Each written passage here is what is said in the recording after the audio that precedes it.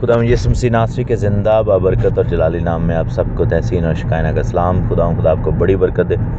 ہم خدا کی تعریف کرتے ہیں، خداوند کے مقدس نام کو مبارک کہتے ہیں، کیونکہ وہ بھلا ہے اور اس کی شفقت ابدی اور اس کی وفاداری پشت در پشت رہتی ہے۔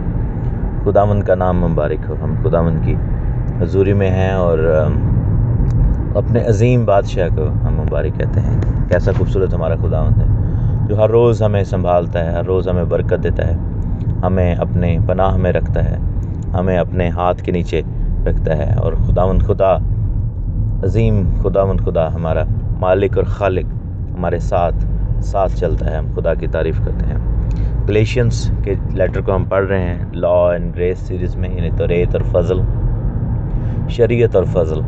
اس میں ہم گلیشینز کے لیٹر کو ڈسکس کر رہے ہیں، کیونکہ یہ وہ لیٹر ہے جس کو سب سے زیادہ مس انٹرپریٹ بھی کیا گیا ہے، اور اس بات کو، اس نوشن کو پھیلانے کے لیے بھی کہ ہمیں خدا کے حکموں کو اب نہیں ماننا، کیونکہ غلطیوں میں ایسے لکھا ہوا ہے، غلطیوں کے خط میں جائیں، وہاں پر پڑھیں، گلیشینز میں پڑھیں، وہاں پر پالوس رسول نے یہ کہا۔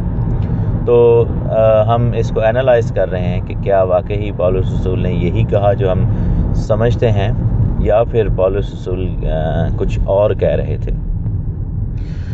ہم نے اس چیز کے بیک گراؤنڈ کو دیکھا ہے کہ کس طرح وہاں پر ڈسکشن جو تھی وہ شریعت اور فضل نہیں تھی۔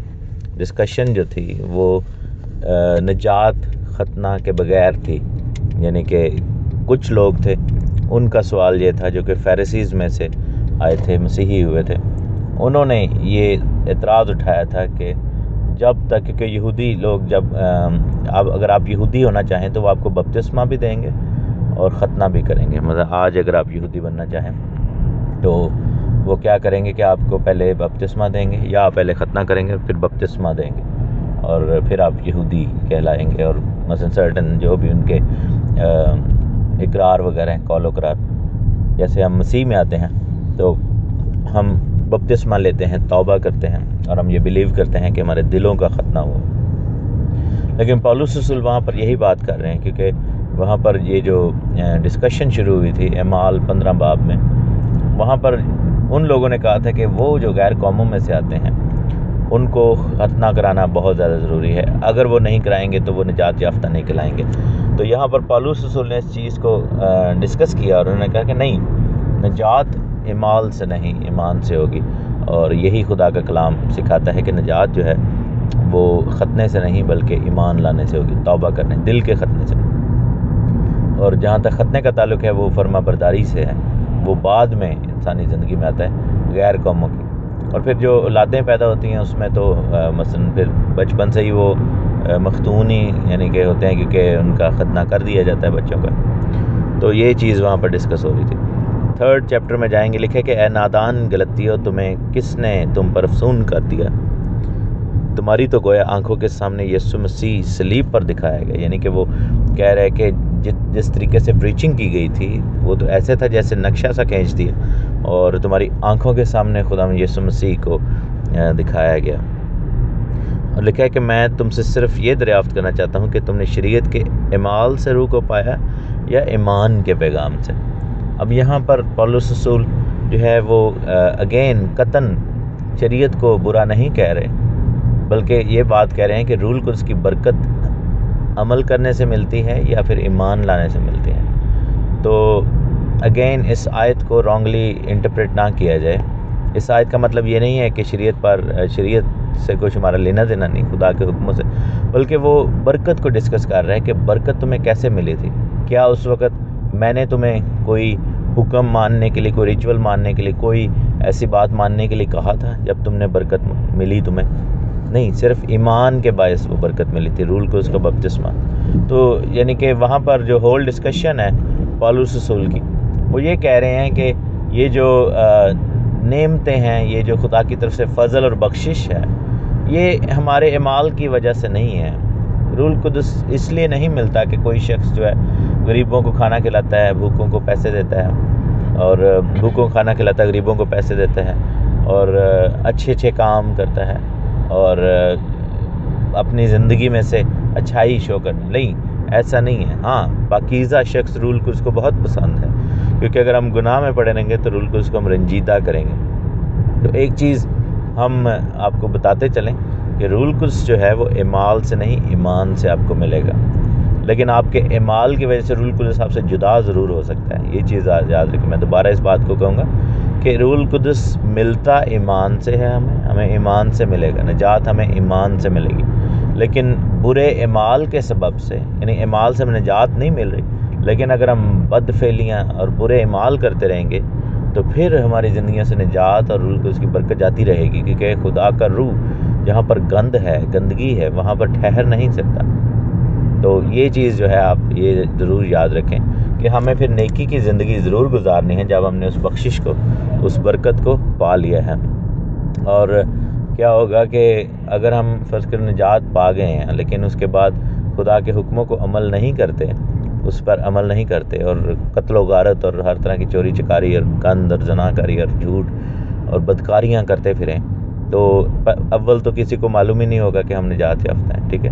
دوسرا یہ بھی نہیں معلوم ہوگا کہ خدا کا روح ہمیں کام کرتا بھی ہے نہیں، اسی لیے بہت سارے لوگ پھر ٹھوکر کھا جاتے ہیں، کیونکہ وہ جب دیکھتے ہیں کہ یہ لوگ اپنے آپ کو نجات یافتہ کہتے ہیں، یہ لوگ اپنے آپ کو بپتسمہ یافتہ کہتے ہیں، اور پھر ہم دیکھتے ہیں کہ کہاں ایک دم لوگ کہتے ہیں کہ نہیں، لیکن ان کی زندگیوں میں دیکھیں، کام دیکھیں ان کے کیسے ہیں۔ تو یہی چیز ہے کہ جب ہم توبہ کر کے بپتسمہ لے لیتے ہیں تو ہمارے کاموں سے پھر ثابت یا ظاہر ہونا چاہیے کہ خدا ہمارے اندر ہے۔ تو لکھا ہے کہ کیا تم ایسے نادان ہو کہ روح کے طور پر شروع کر کے اب جسم کے طور پر کام پورا کرنا چاہتے ہو؟ کیا تم نے اتنی تکلیفیں بے فائدہ اٹھائیں؟ مگر شاید بے فائدہ نہیں۔ پس جو تمہیں روح بخشتا ہے اور تم میں معجزے کرتا ہے، کیا وہ شریعت کے اعمال سے ایسا کرتا ہے یا ایمان کے پیغام سے؟ اب یہاں پر پالوس رسول جو ہے وہ لوگوں کو یہی بتا رہے ہیں کہ نجات کے ساتھ جڑی ہوئی چیزوں کا تعلق جو ہے، نجات پانے کے لیے اس کا تعلق پیورلی ایمان کے ساتھ ہے۔ اور یہ اگین وہ بات، یہ شریعت کے خلاف بات نہیں کر رہے تھے، یہ اس قدم کے خلاف بات کر رہے تھے جو کہ اٹھایا گیا تھا کچھ لوگوں کی طرف سے کہ ختنہ ہمیں پہلے کروانا ہے۔ تو یہ اس پوائنٹ کو ڈسکس کر رہے ہیں پولس رسول، اس پوائنٹ کو وہاں پر کنڈیم کر رہے ہیں اور کہہ رہے ہیں کہ یہ غلط ہے، ایسے نہیں ہے۔ اور پھر ہم دیکھتے ہیں، دیکھیں کہ چنانچہ ابراہیم خدا پر ایمان لایا اور یہ اس کے لیے راست بازی گنا گیا۔ بس جان لو کہ جو ایمان والے ہیں وہی ابراہیم کے فرزند ہیں، ٹھیک ہے۔ اور کتاب مقدس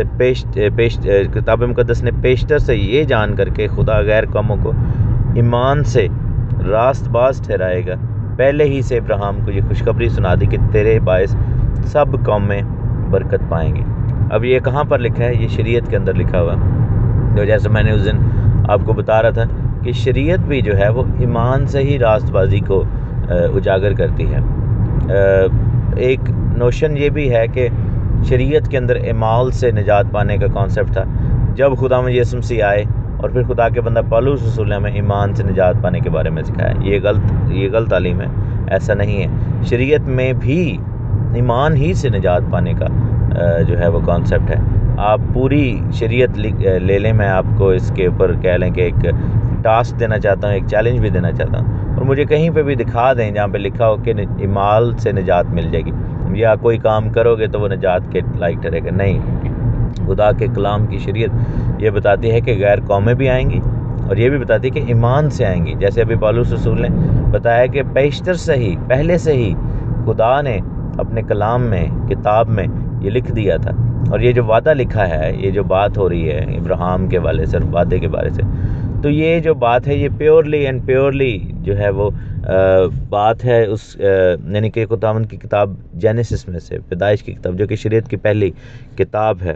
اور ہم خدا کا شکر کرتے ہیں کہ خدا نے ابراہیم کو چنا اور ابراہیم کو برکت دی، اور خدا نے اپنے بیٹے، اپنے بندے کے وسیلہ سے ہمیں جو ہے وہ ہم بھی ابراہیم کی نسل بنے۔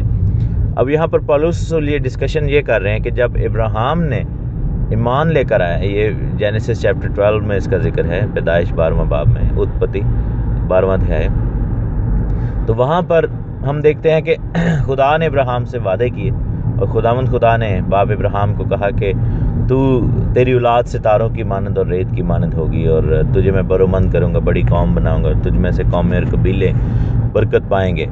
تو ابراہیم لکھا ہے کہ خدا پر ایمان لایا، اور خدا نے اس کو راست باز ٹھہرایا۔ تو وہاں پر ایک چیز آپ نوٹ کریں کہ ابراہیم کا بھی ختنہ نہیں ہوا تھا۔ ابراہیم واز لائک 74-75 ایئرز اولڈ، 74-75 سال کے تھے وہ، لیکن جب ختنے کی ٹائم آتا ہے تو ابراہیم جو تھے وہ 99 ایئرز اولڈ تھے۔ ہمارے باپ ابراہیم کی عمر تب 99 سال تھی، اور جب اسحاق پیدا ہوتا ہے تو تب باپ ابراہیم کی عمر جو تھی وہ 100 سال کی تھی۔ سو ہم یہ دیکھتے ہیں کہ راست بازی جب کہلائی گئی، جب راست بازی اناؤنسمنٹ کی گئی، ابراہیم واز 74-75 ایئرز اولڈ، لیکن جب ختنہ کیا گیا تب وہ میچور ہو چکا تھا۔ یہی چیز پولس رسول کہہ رہے ہیں، اور یہی چیز ہم ایکس یعنی رسولاں دے کرتب اعمال کی کتاب اس کے 16ویں باب میں 16 چیپٹر 16واں ادھیائے، اس میں ہم دیکھتے ہیں کہ تیموتھیوس جو تھا ایمان لا چکا تھا، ایمان کے باعث وہ راست باز بھی تھا اور میچور ہو چکا تھا، لیکن بعد میں ہم دیکھتے ہیں کہ جب پولس رسول اس کو خدمت کے لیے لے کے جانا چاہتے ہیں تو پولس رسول نے اس کا ختنہ کروایا۔ سو یہاں پر ایک پیٹرن جو ہے وہ پولس رسول سیٹ کر رہے ہیں۔ وہ پیٹرن کیا ہے کہ جیسے ابراہیم کی زندگی میں ہوا، ابراہیم کی زندگی ہم سب کے لیے ایک آئیڈیل جو ہے وہ تمثیل ہے کہ ایمان کے سبب سے اس نے نجات پھر جب وہ میچور ہوتا گیا ایمان میں، اور ایک ٹائم آیا کہ اس نے باقی شریعت کے کاموں پر بھی عمل کر دیا، اور یہی جو ہے وہاں پر پولس رسول ڈسکس کر رہے ہیں۔ 9ویں آیت میں لکھے ہے 3 باب کی کہ پس جو ایمان والے ہیں وہ ایماندار ابراہیم کے ساتھ برکت پاتے ہیں، یعنی وہ برکت جو ایمان کے سبب سے ملتی ہے۔ اسی طرح جب ہم حکموں پر عمل کرتے ہیں تو پھر ہم دوسری طرح کی برکت پاتے ہیں جس کا تعلق شریعت سے جڑا ہوا، کیونکہ لکھے کیونکہ جتنے شریعت کے اعمال پر تکیہ کرتے ہیں وہ سب لعنت کے ماتحت ہیں۔ چنانچہ لکھا ہے کہ جو کوئی ان سب باتوں کے کرنے میں قائم نہیں رہتا، شریعت کی کتاب میں جو لکھی ہیں وہ لعنتی ہیں۔ اب یہاں پر بات کر رہے ہیں پولس رسول کہ جتنے شریعت کے اعمال پر تکیہ کرتے ہیں وہ سب لعنت کے نیچے ہیں۔ اس آیت کو جو ہے وہ رانگلی انٹرپریٹ یہ کیا جاتا ہے ہماری کلیسیاؤں میں کہ جتنے شریعت پر عمل کرتے ہیں یا شریعت پر عمل کرنا سکھاتے ہیں یا کرنا چاہتے ہیں وہ لعنت کے نیچے، یعنی کہ جیسے لوگوں کو کہا جائے کہ خداوند کے حکموں پر عمل کریں تو کہتے ہیں ہم لعنت کے نیچے نہیں ہیں، اور نہ ہی ہم لعنت کے نیچے ہونا چاہتے ہیں۔ یہاں پر یہ نہیں لکھا کہ جتنے شریعت پر عمل کرتے ہیں، لکھا ہے جتنے شریعت کے اعمال پر تکیہ کرتے ہیں۔ ٹھیک ہے، تکیہ کرنا فرق بات ہے، عمل کرنا فرق بات ہے۔ تو اس چیز کو سمجھنے کی کوشش کریں کہ پولس رسول یہاں پر کہہ رہے ہیں کہ جتنے شریعت پر تکیہ کرتے ہیں، کیونکہ آگے ہی کہتا ہے کہ یہ بات ظاہر ہے کہ شریعت کی وسیلہ سے کوئی شخص خدا کے نزدیک راست باز نہیں ٹھہرتا، کیونکہ لکھا ہے کہ راست باز ایمان سے جیتا رہے گا۔ حبقوق کی کتاب میں یہ لکھا ہوا ہے، حبقوق 2 باب 4 آیت۔ اور پھر لکھا ہے کہ شریعت کو ایمان سے کچھ واسطہ نہیں، بلکہ لکھا ہے کہ جس نے ان پر عمل کیا وہ ان کے سبب سے جیتا رہے گا۔ اب یہاں پر پولس رسول کلیئرلی بتا رہے ہیں کہ جو ان پر عمل کرے گا وہ جیتا رہے گا، کیونکہ بار بار جب خدا کے کلام میں حکم دیے گئے تو لکھا ہے کہ ان پر عمل کر تاکہ تیری عمر زمین پر دراز ہو، یعنی کہ جب ہم خدا کی شریعت پر حکموں پر عمل کرتے ہیں تو پھر ہمیں دنیاوی برکت ملتی ہے، جب ہم ایمان لاتے ہیں تو ہمیں آسمانی برکت ملتی ہے۔ نجات جو ہے وہ آسمانی برکت ہے، دھن دولت عزت شہرت عمر کی درازی یہ دنیاوی برکت ہے، تو ہمیں دونوں کو حاصل کرنا ہے۔ تو یہی چیز پولس رسول یہاں پر کہہ رہے ہیں کہ راست بازی کے لیے ایمان لانا ضروری ہے، اور پھر کہا کہ جتنے شریعت کے اعمال پر تکیہ کرتے ہیں، یعنی وہ نہیں جو عمل کرتے ہیں، وہ جو ان پر تکیہ کرتے ہیں۔ اب تکیہ کیسے کیا جائے؟ تکیہ ایسے کیا جائے کہ میں اگر کوئی کام کرتا ہوں تو پیچھے میرا ہڈن ایک مقصد چھپا ہو کہ میں راست باز کہلاؤں، لوگ مجھے راست باز بولیں، تو پھر میں تکیہ کر رہا ہوں، میں اس پر ڈیپینڈ کر رہا ہوں، تو پھر جو ہے وہ میں لعنت کے نیچے ہوں، کیونکہ میں کبھی بھی نجات نہیں پا سکتا۔ بہت سارے لوگ یہ کہتے ہیں کہ جی بپتسمہ جب ہم کہتے ہیں لے لیں توبہ کریں تو کہتے ہیں ابھی میں تیار نہیں ہوا، تو ہم کہتے ہیں کہ آپ کیا کرنا چاہتے ہیں؟ تو وہ کہتے ہیں جی ہم تیاری کرنا چاہتے ہیں، ہمیں تھوڑا ٹائم دو، پہلے ہم اچھے بنیں گے تو پھر بپتسمہ لیں گے۔ تو میں ان سے یہ کہتا ہوں کہ اگر آپ اچھے ہی بن جائیں گے تو پھر آپ کو بپتسمہ لینے کی کیا ضرورت ہے؟ بپتسمہ اس تیاری کا پہلا قدم ہے۔ تو یہ وہی سوچ ہے کہ لوگ جو ہیں وہ اپنے کاموں کے ذریعے سے اچھے بننا چاہتے ہیں پہلے کہ وہ نجات پائیں۔ وہ کہتے ہیں جی ہم پہلے تھوڑے اچھے بن جائیں پھر بپتسمہ لیں گے، تو وہ پوائنٹ کبھی بھی نہیں آئے گا، کیونکہ ہم میں سے ہر ایک جو ہے وہ ہر روز آزمایا جاتا ہے، اور ہر روز ہم گر سکتے ہیں گناہ میں، ہر روز ہم آزمائش میں پڑتے ہیں، تو یہ پوائنٹ کبھی بھی نہیں آئے گا۔ اسی لیے نجات کے لیے ایمان لانا ضروری ہوتا ہے، کیونکہ ہم اپنے کاموں پر تکیہ نہیں کر سکتے، چاہے جو مرضی کر لیں، لیکن اس کا مطلب یہ بھی نہیں ہے کہ ہم برے کام کریں۔ یہاں پر پولس رسول وہی ڈیفینیشن دے رہے ہیں کہ جو ان اعمال پر تکیہ کرے گا، جو ان پر ڈیپینڈ کرے گا، جو یہ سوچ کر عمل کرے گا کہ مجھے نجات مل رہی، مجھے راست بازی مل رہی، وہ لعنت کے نیچے ہوگا، کیونکہ وہ نجات پائے گا ہی نہیں، کہ آبویسلی جو نجات نہیں پائے گا وہ لعنت کے نیچے ہے۔ لیکن اگر کوئی شخص یہ سوچ کر عمل کرے گا کہ میں برکت پانا چاہتا ہوں، میں فرما بردار رہنا چاہتا ہوں اپنے آسمانی باپ کا، تو لکھا ہے کہ وہ اس کے سبب سے، لکھا ہے کہ جس نے ان پر عمل کیا ہے وہ ان کے سبب سے جیتا رہے گا۔ اور پھر لکھا ہے کہ مسیح جو ہمارے لیے لعنتی بنا، اس نے ہمیں مول لے کر شریعت کی لعنت سے چھڑایا، کیونکہ لکھا ہے کہ جو کوئی لکڑی پر لٹکایا گیا وہ لعنتی ہے۔ اب یہاں پر لوگ ایک اور جو ہے اس آیت کو رانگلی انٹرپریٹ کیا جاتا ہے کہ شریعت ایک لعنت تھی، خدا نے لعنت کو ہم پر سے آزاد کر۔ نہیں، شریعت لعنت نہیں، شریعت برکت ہے، لیکن شریعت میں لکھی ہوئی لعنت کی بات ہو رہی ہے۔ یہاں پر جو لفظ ہے نا کہ شریعت کی لعنت سے چھڑایا، تو شریعت کو لعنت نہیں کہا جا رہا، بلکہ شریعت کے اندر جو ایک لعنتیں لکھی ہوئی تھیں ان کے بارے میں بات کی جا رہی ہے۔ کل میں اس موضوع کو آپ کے سامنے رکھوں گا کہ شریعت کی لعنت سے کیا مراد ہے۔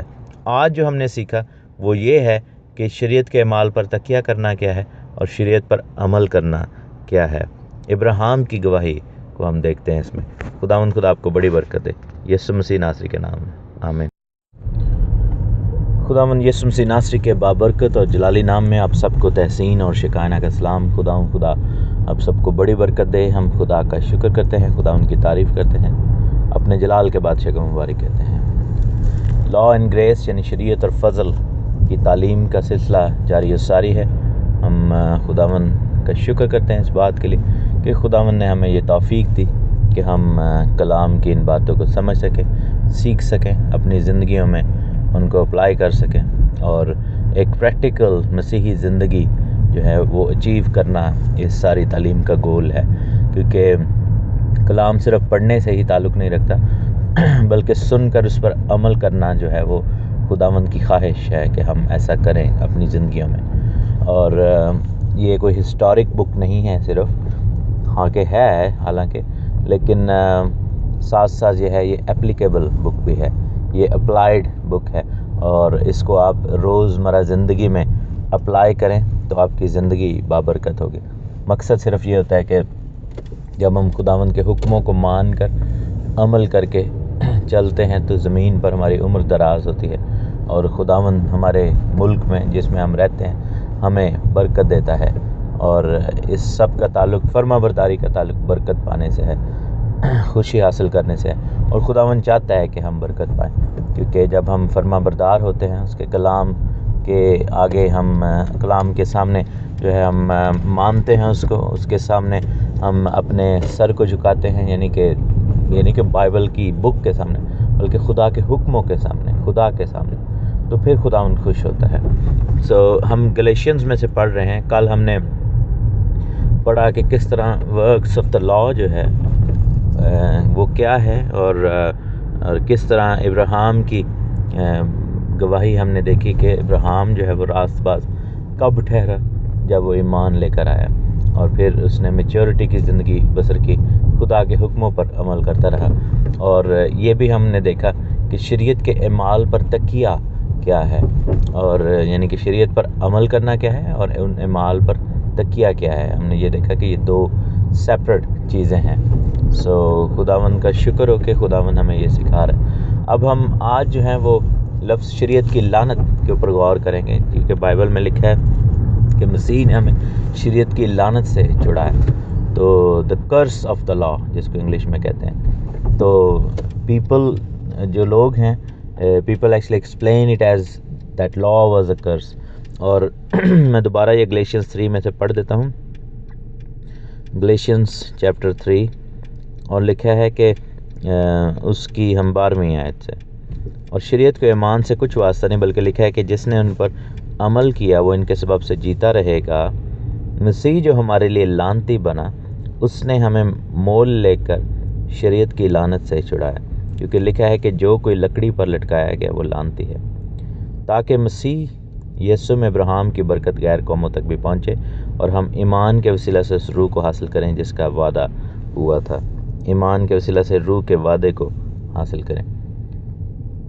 یہاں پر پال نے بڑا کلیئرلی جو ہے وہ ایک پوائنٹ کی طرف مینشن کر رہا ہے کہ شریعت کی لعنت۔ اب عام نظریہ جو میں نے بتایا کل بھی اس پہ تھوڑا ٹچ کیا تھا کہ عام نظریہ یہ ہے کہ شریعت ایک لعنت تھی جو خدا نے دی، اور جو بنی اسرائیل پر آئی اور نافرمانی کے سبب سے آئی، اور اس لعنت کے نیچے ہم رہے جب تک یسوع نہیں آ گیا، اور یسوع مسیح آئے ہیں، اب ہم اس لعنت سے آزاد ہیں۔ لیکن یہ نظریہ غلط ہے میرے عزیزو، ایسا نہیں ہے۔ شریعت ایک لعنت کے طور پر نہیں دی گئی تھی۔ اگر خدا نے آپ کو کہا ہے کہ ماں اور باپ کی عزت کر، تو کیا یہ لعنت ہے؟ اگر خدا آپ کو یہ کہتا ہے کہ تو چوری نہ کرنا، تو زنا نہ کرنا، تو جھوٹی گواہی نہ دینا، تو سبت کو پاک ماننا، تو کیا یہ لعنت ہے؟ پرابلم کہاں پر آتی ہے؟ جب لوگوں کو اپنی من پسند چیزیں چھوڑنی پڑتی ہیں، جب لوگوں کو کہا جائے کہ آپ حرام نہ کھائیں، سور کا گوشت نہ کھائیں، تو پھر آپ وہ کہتے ہیں نہیں ہم اس لعنت سے آزاد ہو گئے، کیونکہ ان کے مزے لگے ہوئے ہیں۔ تو جہاں پر خواہش ہوتی ہے، جیسے ہم نے روحانی جنگ میں پڑھا تھا کہ خواہش جو ہے وہ گناہ کو جنم دیتی ہے، اور لوگوں کے چونکہ مزے لگے ہوئے ہیں کئی چیزوں میں، تو اس لیے وہ اس کو لعنت سمجھنا شروع کر دیتے ہیں۔ وہ اس حد تک چلے جاتے ہیں کہ وہ خدا کے کلام کو لعنت کہتے ہیں۔ حالانکہ پالوس رسول نے رومنز کے چیپٹر 7 میں بڑا کلیئرلی کہا ہے کہ حکم جو ہے، شریعت جو ہے وہ پاک ہے اور راست ہے، روحانی ہے۔ تو پھر جب وہ پاک، راست اور روحانی ہے تو پھر لعنت کیسے ہوئی؟ اور لعنت جو ہے وہ پرابلم پھر اگین ایک اور چیز بھی آتی ہے کہ چونکہ لوگ ہر حکم پر عمل بھی نہیں کرنا چاہتے اور نہ کر سکتے ہیں، تو اس لیے یہ اسکیپ وے ایک دم ذہن میں آتا ہے کہ یہ ضرور ہی ہے جو لعنت ہے، اور پھر قربانیاں اور یہ سب چیزیں ہمارے ذہنوں میں آنا شروع ہو جاتی ہیں، حالانکہ اس کا اب ہم سے کوئی تعلق نہیں رہا، کیونکہ اگر ہم پرانے مسیح سے پہلے ہوتے تو ہمیں قربانیاں لانا واجب تھا، ہیکل بھی اگر رہتی تو۔ اگر نہ ہیکل ہے نہ ہی کہانت ہے، اور مسیح نے قربانیوں کا کفارہ بھی ادا کر دیا، ساری قربانیاں دے دیں تو ایک ہی کفارے میں، ایک ہی صلیب میں، تو پھر ہمیں جو ہے وہ ان قربانیوں کے پیچھے بھاگنے کی ضرورت نہیں۔ لیکن آن دی ادر سائڈ خدا کی جو حکم ہے، خدا کا کلام جو ہے وہ برکت سے بھرا ہوا ہے۔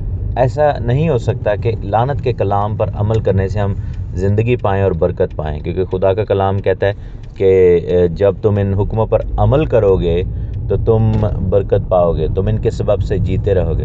جیسا خداوند یسوع مسیح کے پاس وہ آیا شخص شرح کا عالم، اور اس نے آزمانے کے لیے کہا کہ میں کیا کروں کہ ہمیشہ کی زندگی پاؤں؟ تو خداوند نے کہا کہ تو شریعت میں کیا پڑھتا ہے؟ تو اس نے پھر وہ حکم دہرائے کہ خداوند اپنے خدا سے اور اپنے پڑوسی سے محبت رکھ۔ تو خداوند یسوع مسیح نے کہا کہ ہاں یہی کر تو جیے گا۔ یعنی خداوند یہ نے نہیں کہا کہ شریعت کے ان حکموں پر اب تجھے عمل کرنے کی ضرورت نہیں ہے، یا تھوڑی دیر ٹھہر جاؤ، 1-1.5 سال کے اندر میری صلیب ہونے والی ہے تو اس کے بعد جو ہے وہ تمہیں ان حکموں پر عمل کرنے کی ضرورت نہیں ہے، کیونکہ اس کے بعد کام ڈیفرنٹ ہو جائے گا۔ نہیں، خداوند یسوع مسیح نے ایسا نہیں کہا۔ اور پھر ہم دیکھتے ہیں کہ مکاشفہ کی کتاب میں بار بار ہم دیکھتے ہیں کہ کس طرح وہ جو حیوان ہے، وہ جو بیسٹ ہے، ان لوگوں کے خلاف کھڑا ہوتا ہے جو خدا کے حکموں کو ماننا چاہتے ہیں۔ اس کا مطلب ہے کہ ابلیس آج بھی ان لوگوں کے خلاف کھڑا ہوتا ہے جو خدا کے حکموں کو ماننا چاہتے ہیں، اور جو لوگ خدا کے حکموں کو نہیں ماننا چاہتے وہ آپ یہ دیکھیں کہ کس طرح ابلیس کام کر رہا ہوتا ہے اس سوچ کے پیچھے، اور ہمیں معلوم بھی نہیں ہوتا، کیونکہ اگر ہم خدا کے حکموں کو مانیں گے تو خدا کی عزت ہماری زندگی میں ہوگی، اور خدا عزت اور جلال پائے گا تو پھر ہم برکت پائیں گے۔ اور یہی چیز جو ہے وہ ابلیسی قوتوں کی سوچ ہے کہ وہ نہیں ہونے دینا چاہتی ہماری زندگی میں کہ ہم برکت پائیں۔ اب یہ شریعت کی لعنت کیا ہے؟ اوبویسلی پال جو تھے، پالوس رسول بہت بڑے شریعت کے عالم تھے، انہوں نے یہ لعنت کا لفظ یوز ہی کیوں کیا؟ اب ہم اس پہ آئیں گے۔ اب پہلے تو ہم نے یہ بھی دیکھا کہ شریعت لعنت نہیں ہے، تو پھر یہ کون سی لعنت کی بات ہو رہی ہے؟ یہ اس لعنت کی بات ہو رہی ہے جو بنی اسرائیل کو خدا نے کہا تھا کہ وہ پروناؤنس کرے لعنت اور برکت۔ آپ کو معلوم ہونا چاہیے کہ بک آف ڈیٹرانومی میں ایک واقعہ ایسا ہوتا ہے جب وہ وہاں پر پہنچتے ہیں، ملک کنعان کے دروازے پر پہنچتے ہیں، تو وہاں پر خداوند نے 2 پہاڑوں کا ذکر کیا تھا۔ خداوند نے کہا تھا کہ جو ہے وہ 2 پہاڑوں پر بنی اسرائیل کے قبیلے کھڑے ہو جائیں، اور وہ کیا کریں کہ بنی اسرائیل کے وہ قبیلے جو ہیں وہ پروناؤنس کریں چیزیں۔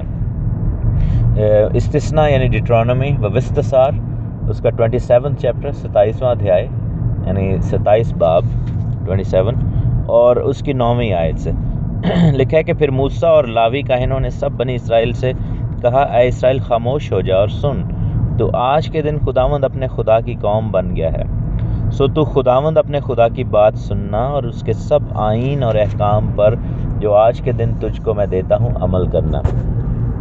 اور موسیٰ نے اسی دن لوگوں سے تاکید کر کے کہا کہ جب تم یردن پار ہو جاؤ تو کوہ گریزم پر شمعون، لاوی اور یہودا اور اشکار اور یوسف اور بنیامین کھڑے ہوں اور لوگوں کو برکت سنائیں، اور روبن اور جد اور عاشر اور زبولون اور دان اور نفتالی کوہ ایبال پر کھڑے ہو جائیں اور لعنت سنائیں۔ اور لاوی بڑی بلند آواز سے بنی اسرائیلیوں سے کہیں کہ اب پوری لسٹ لکھی ہوئی کہ لعنت اس آدمی پر جو کاریگری کی صنعت کی طرح کھودی ہوئی ڈھالی ہوئی مورت بنائے، لعنت اس پر جو اپنے ماں باپ کو حقیر جانے، لعنت اس پر جو اپنے پڑوسی کی حد کی نشان کو مٹا دے، لعنت اس پر جو اندھے کو راستہ سے گمراہ کرے۔ پھر کہتے ہیں لعنت اس پر جو پردیسی، یتیم اور بیوہ کے مقدمہ کو بگاڑے، لعنت اس پر جو اپنے باپ کی بیوی سے مباشرت کرے کیونکہ وہ اپنے باپ کے دامن کو بے پردہ کرتا ہے۔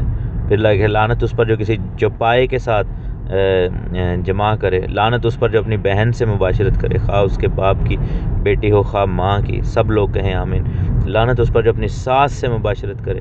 پھر لکھا ہے لعنت اس پر جو اپنے ہمسائے کو پوشیدگی میں مارے، لعنت اس پر جو بے گناہ کو قتل کرنے کے لیے انعام لے، جیسے یہ جو ٹارگٹ کلرز ہوتے ہیں یا ہٹ مین ہوتے ہیں۔ لعنت اس پر جو شریعت کی باتوں پر عمل کرنے کے لیے ان پر قائم نہ رہے۔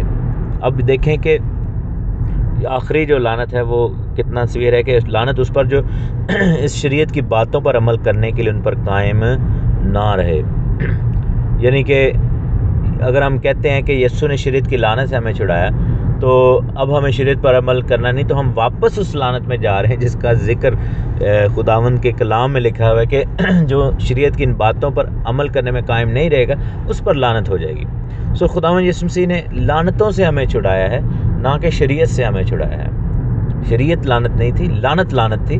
شریعت جو ہے وہ خدا کے احکام ہے، اسی شریعت کی کتاب میں لعنتیں لکھی ہوئی ہیں۔ اور پھر اگر ہم چیپٹر 28 پڑھیں ڈیٹرونومی کا، استثنا کا 28واں باب پڑھیں تو اس کی پہلی آیت سے لکھا ہے کہ اگر تو خداوند اپنے خدا کی بات کو جان فشانی سے مان کر اس کے ان سب حکموں پر، یعنی خدا کی کلام پر، اس کی شریعت پر جو آج کے دن میں تجھ کو دیتا ہوں احتیاط سے عمل کرے، تو خداوند تیرا خدا دنیا کی سب قوموں سے تجھے زیادہ سرفراز کرے گا۔ اور اگر تو اپنے خداوند خدا کی بات کو سنے تو یہ سب برکتیں تجھ پر نازل ہوں گی۔ اور پہلی 14 جو آیتیں ہیں وہ برکت کی آیتیں ہیں، اور برکت کی آیتیں بڑا کلیئرلی خدا نے جو ہے وہ ہمیں یہاں پر بتائی ہیں۔ اس کے بعد ہم دیکھتے ہیں کہ 15ویں آیت سے ہم دیکھتے ہیں لعنت کی آیتیں۔ لکھا ہے کہ اگر تو ایسا نہ کرے، کیسا نہ کرے؟ یعنی خدا کے حکموں پر عمل نہ کرے۔ لکھا ہے کہ خداوند اپنے خدا کی بات سن کر اس کے سب احکام اور آئین پر جو آج کے دن میں تجھ کو دیتا ہوں احتیاط سے عمل نہ کرے، تو یہ سب لعنتیں تجھ پر نازل ہوں گی اور تجھ کو لگیں گی۔ اور اس کے بعد ایک پوری لسٹ ہے لعنتوں کی، اور یہ بڑھتے 68 جو ہے ورس تک جو ہے وہ جاتی ہے۔ اور اس لسٹ کو ہم اگر پڑھیں، آپ سے میں گزارش کروں گا کہ آپ یہ پڑھیں، یہ برکتیں بھی اور یہ لعنتیں بھی، اور پھر اپنی زندگی میں دیکھیں کہ کون سی چیزیں زیادہ ہماری زندگی میں ہیں۔ اس لسٹ میں سے برکتوں والی سائڈ زیادہ نظر آ رہی ہے، یہ لعنتوں والی، یعنی کہ بلیسنگز والی یا کرسز والی۔ تو پھر آپ دیکھیں گے، آپ کو پتہ چل جائے گا کہ پرابلم کہاں پر ہے۔ پرابلم کہاں پر ہوگی؟ جو کہ خداوند کے احکام کو نہ ماننے کا مسئلہ ہوگا۔ جب ہم احکام کو نہیں مان رہے تو لعنتیں ہماری زندگی میں آئیں گی۔ بہت ساری اس میں لسٹ لکھی ہوئی ہے، اور اس میں دنیا کی ہر طرح کی بیماری، ہر طرح کا سکن ڈیزیز، ہر طرح کی الرجیز، ہر طرح کا جو ہے وہ ڈیفارمٹیز، ہر طرح کی جو ہے فائنینشیل انسفیشنسی، ہر طرح کی اور طرح کی جتنی بھی ایسی چیزیں ہیں جس سے لوگ سفر کر رہے ہیں، ناکامیابی، لوگوں کے آگے دھتکارے جانا، اور قرض خواہی، اور اس کے علاوہ قوموں کے اندر جو ہے وہ غلامی، اور یہ طرح کی چیزیں۔ اور جب میں دیکھتا ہوں کہ پاکستان میں جو ہمارے حالات ہیں مسیحی قوم کے، تو اس میں سے بہت ساری چیزیں جو ہیں ان کا ذکر اس چیپٹر میں ہے، چیپٹر 28 میں۔ قومی طور پہ میں دیکھ رہا ہوں، انڈیویجول طور پہ بھی لوگوں کی زندگی میں پرابلمز آتی ہیں اور وہ فرق ہیں، لیکن قومی طور پر میں نے دیکھا ہے کہ بہت ساری یہ پرابلمز جو ہیں جو یہاں پر لکھی ہوئی ہیں ہماری پاکستان کے اندر اور انڈیا کے اندر، جو مسیحی قومیں ہیں جو بستی ہیں مسیحی پاکستانی میں اور انڈیا میں اور مڈل ایسٹ میں بھی میں نے دیکھا کہ بہت ساری یہ چیزیں جو ہیں وہ ہماری زندگی میں ہوتی ہیں۔ UK، یورپ، امریکہ میں بھی مسیحی قوم کے اندر شاید یہاں پر ویسے اوورال مذہبی آزادی ہو، لیکن آن دی ادر سائڈ جو ہے ڈفرینٹ طرح کی پرابلم جو ہے وہ آ رہی ہیں۔ وہ کیوں ہیں؟ کیونکہ بائبل میں لکھا ہے کہ اگر تم ان حکموں کو توڑو گے اور ان کو توڑنا سکھاؤ گے۔ میرے عزیزو، خداوند یسوع مسیح نے صلیب پر چڑھ کر اس لعنت سے ہم کو چھڑایا جو حکم عدولی کے سبب سے ہم سے ہو رہی تھی، ہم پر آ رہی تھی، کیونکہ خداوند نے کہا تھا کہ دیکھ میں آج برکت اور لعنت دونوں کو تیرے سامنے رکھتا ہوں۔ ڈیٹرانومی چیپٹر 30 میں انہوں نے کہا تھا میں زندگی اور موت کو تیرے سامنے رکھتا ہوں، بس تو برکت یعنی زندگی کو اختیار کر۔ تو برکت کب ملے گی؟ جب ہم خدا کے حکموں پر عمل کریں گے۔ تو نافرمانی کے سبب سے لعنت آئی اور یسوع نے ہماری نافرمانی کو اپنی صلیب پر لے لیا تاکہ اس کے ساتھ ہماری لعنت بھی جو ہے وہ صلیب پر چلی جائے۔ تو اس کا مطلب یہ نہیں ہے کہ اب ہم دوبارہ لوگوں کو شریعت نہ ماننے کی طرف لے کر جائیں اور بار بار ان کو یہی کہیں کہ اب ہمیں ماننے کی ضرورت نہیں ہے۔ یہ تو واپس اس لعنت میں ہم جانا چاہ رہے ہیں جس لعنت سے یسوع مسیح نے ہمیں چھڑایا، کیونکہ صاف لکھ کر پولس رسول نے بھی یہ آیت کہی کہ لعنت اس پر جو شریعت کی باتوں پر عمل کرنے میں قائم نہ رہے۔ ہمیں خداوند یسوع مسیح نے چھڑا لیا ہے، ایک دفعہ چھڑایا ہے، کیونکہ ہمارے باپ دادا نے ہماری زندگیوں میں ہم نے دیکھا کس طرح گناہ نے جو ہے وہ قبضہ کیے رکھا اور کس طرح گناہ جو ہے وہ شرع کی مخالفت، اور کس طرح جو ہے وہ جب ہم خدا کی شریعت پر عمل نہیں کرتے، خدا کے حکموں کو پیچھے ڈالنا شروع کر دیتے ہیں، اپنے جو ہے وہ اپنی آنکھوں سے اوجھل کر دینا شروع کر دیتے ہیں اور اپنی زندگی سے اس کو لا تعلقی شو کرتے ہیں۔ ہم یہ کہتے ہیں کہ اس کتاب سے، ان احکام سے ہمارا کوئی لینا دینا نہیں، یہ تو غیر قوموں، یہ تو بنی اسرائیل کے لیے تھا، پرانے عہد نامے کی باتیں ہیں، یہ تو ان لوگوں کے لیے تھی۔ تو پھر میرے عزیزو، اگر ان لوگوں کے لیے تھی تو پھر یسوع بھی انہی لوگوں کے لیے آیا، کیونکہ اگر صرف شریعت جو ہے ان لوگوں پر اپلائی ہوتی ہے تو پھر یسوع نے بائبل میں آ کر لکھا ہے کہ جن لوگوں پر شریعت کی لعنت اپلائی ہو رہی تھی ان کے لیے جان دی۔ تو پھر یسوع نے ہمارے لیے تو جان نہیں دی نا، کیونکہ ہم تو غیر قوم سے تھے، ہم پر شریعت اپلائی ہی نہیں ہوتی تو پھر جب اپلائی ہی نہیں ہوتی تو پھر ہمیں خداوند کی صلیب کا کیا فائدہ؟ تو صلیب کو اپلائی کرنے سے پہلے ہمیں خدا کے حکموں کو، خدا کی شریعت کو اپلائی کرنا پڑے گا۔ ہمیں یہ ماننا پڑے گا کہ اے خداوند، ہم نے تیرے حکموں کو توڑا اور ہماری زندگیوں میں لعنت آئی اور تو نے ہمیں لعنت سے چھڑایا یسوع مسیح کے باعث۔ اب ہم تیرے حکموں کو مانیں گے جب ہم نجات پا چکے ہیں، تاکہ واپس لعنت میں نہ چلے جائیں، دوبارہ لعنت جو ہے ہماری زندگیوں میں نہ آئے۔ اور آپ یہ دیکھیں کہ یہ برکت اور لعنت کا جو چیپٹر ہے وہ آج بھی اپلیکیبل ہے لوگوں کی زندگی میں، آج بھی لوگوں کی زندگی میں نظر آتا ہے۔ اگر آج بھی خدا کے حکموں کو توڑیں گے تو لعنت آئے گی، آج مانیں گے تو برکت بھی آئے گی، چاہے ہم نجات یافتہ ہیں یا نہیں۔ خدا آپ کو برکت دے، آمین۔ خدا یسوع مسیح کے زندہ اور بابرکت اور جلالی نام میں آپ سب کو تحسین اور شکرانہ کا سلام۔ خدا آپ سب کو بڑی برکت دے، خداوند کا نام عزت اور جلال پائے۔ ہم خداوند کی تعریف کرتے ہیں، ستائش کرتے ہیں اور مقدس باپ کو مبارک کہتے ہیں۔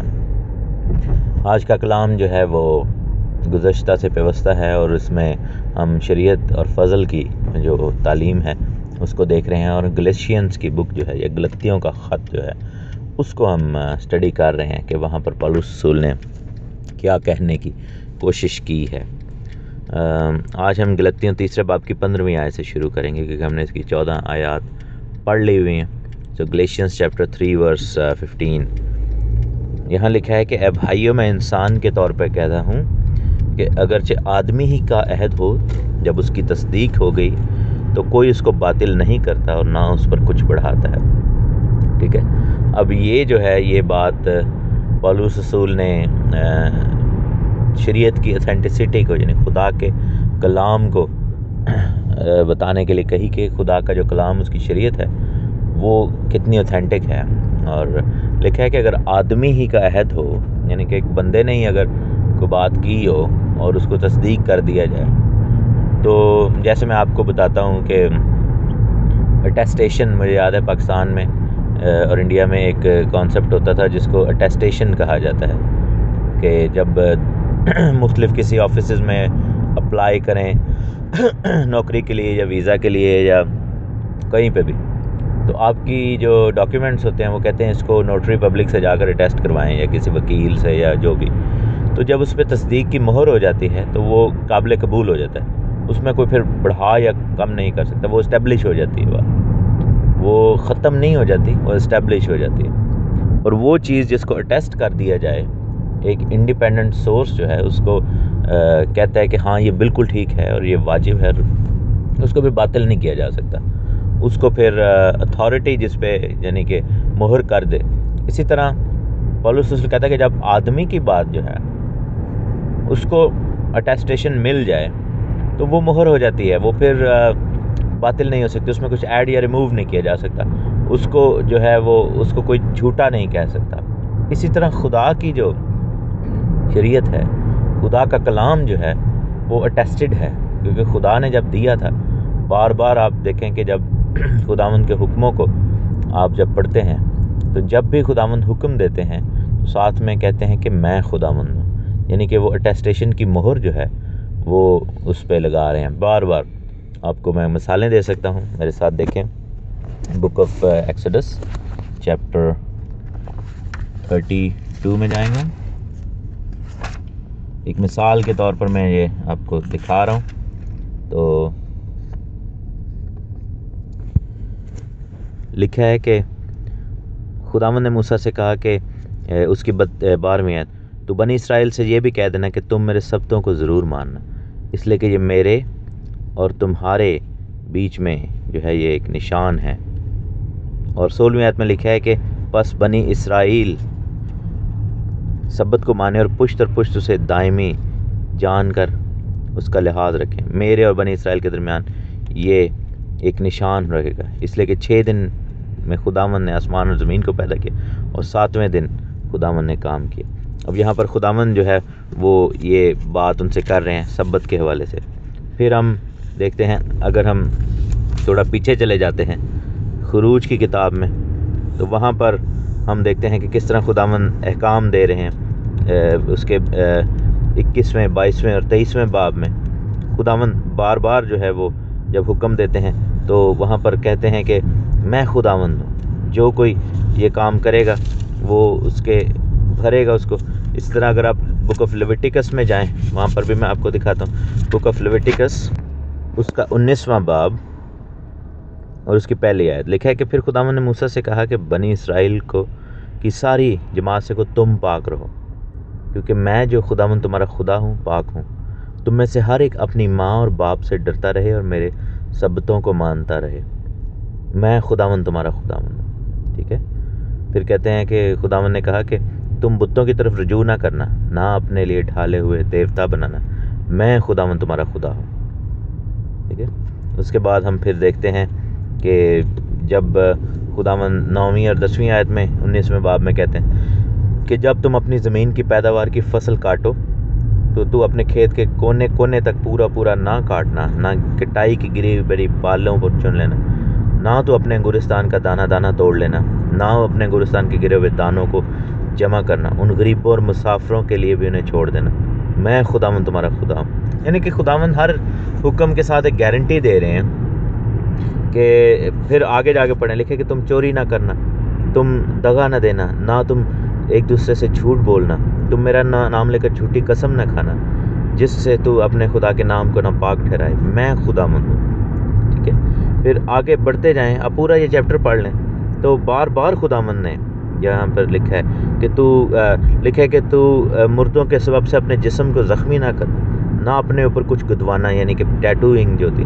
میں خداوند ہوں۔ یعنی بار بار خداوند نے یہ بات کہی ہے، خداوند اپنے خدا سے ڈرنا، بڑے بوڑھوں کا ادب کرنا، میں خداوند۔ تو یعنی کہ یہ ایک عجیب بات نہیں ہمیں لگنی چاہیے، کیونکہ اس میں کیا ہے کہ خداوند خدا جب بھی کوئی حکم دے رہے ہیں تو ساتھ میں یہ کہہ رہے ہیں کہ میں خداوند ہوں، یعنی کہ یہ میں دے رہا ہوں تمہیں۔ تو انسان کی کیا جرت کہ وہ کھڑا ہو کے کہہ دے کہ جی یہ ختم ہو گیا، چاہے وہ پولس رسول ہو، چاہے میں ہوں، چاہے آپ ہوں، چاہے ہمارا پاسٹر ہو، چاہے وہ کوئی بھی رسول نبی ہو، وہ نہیں کہہ سکتا کہ یہ ختم، کیونکہ جس چیز کو خدا نے بنایا ہے، دیکھیں نا کہ جن کو خدا نے جوڑا ہے اس کو کوئی جدا نہ کرے۔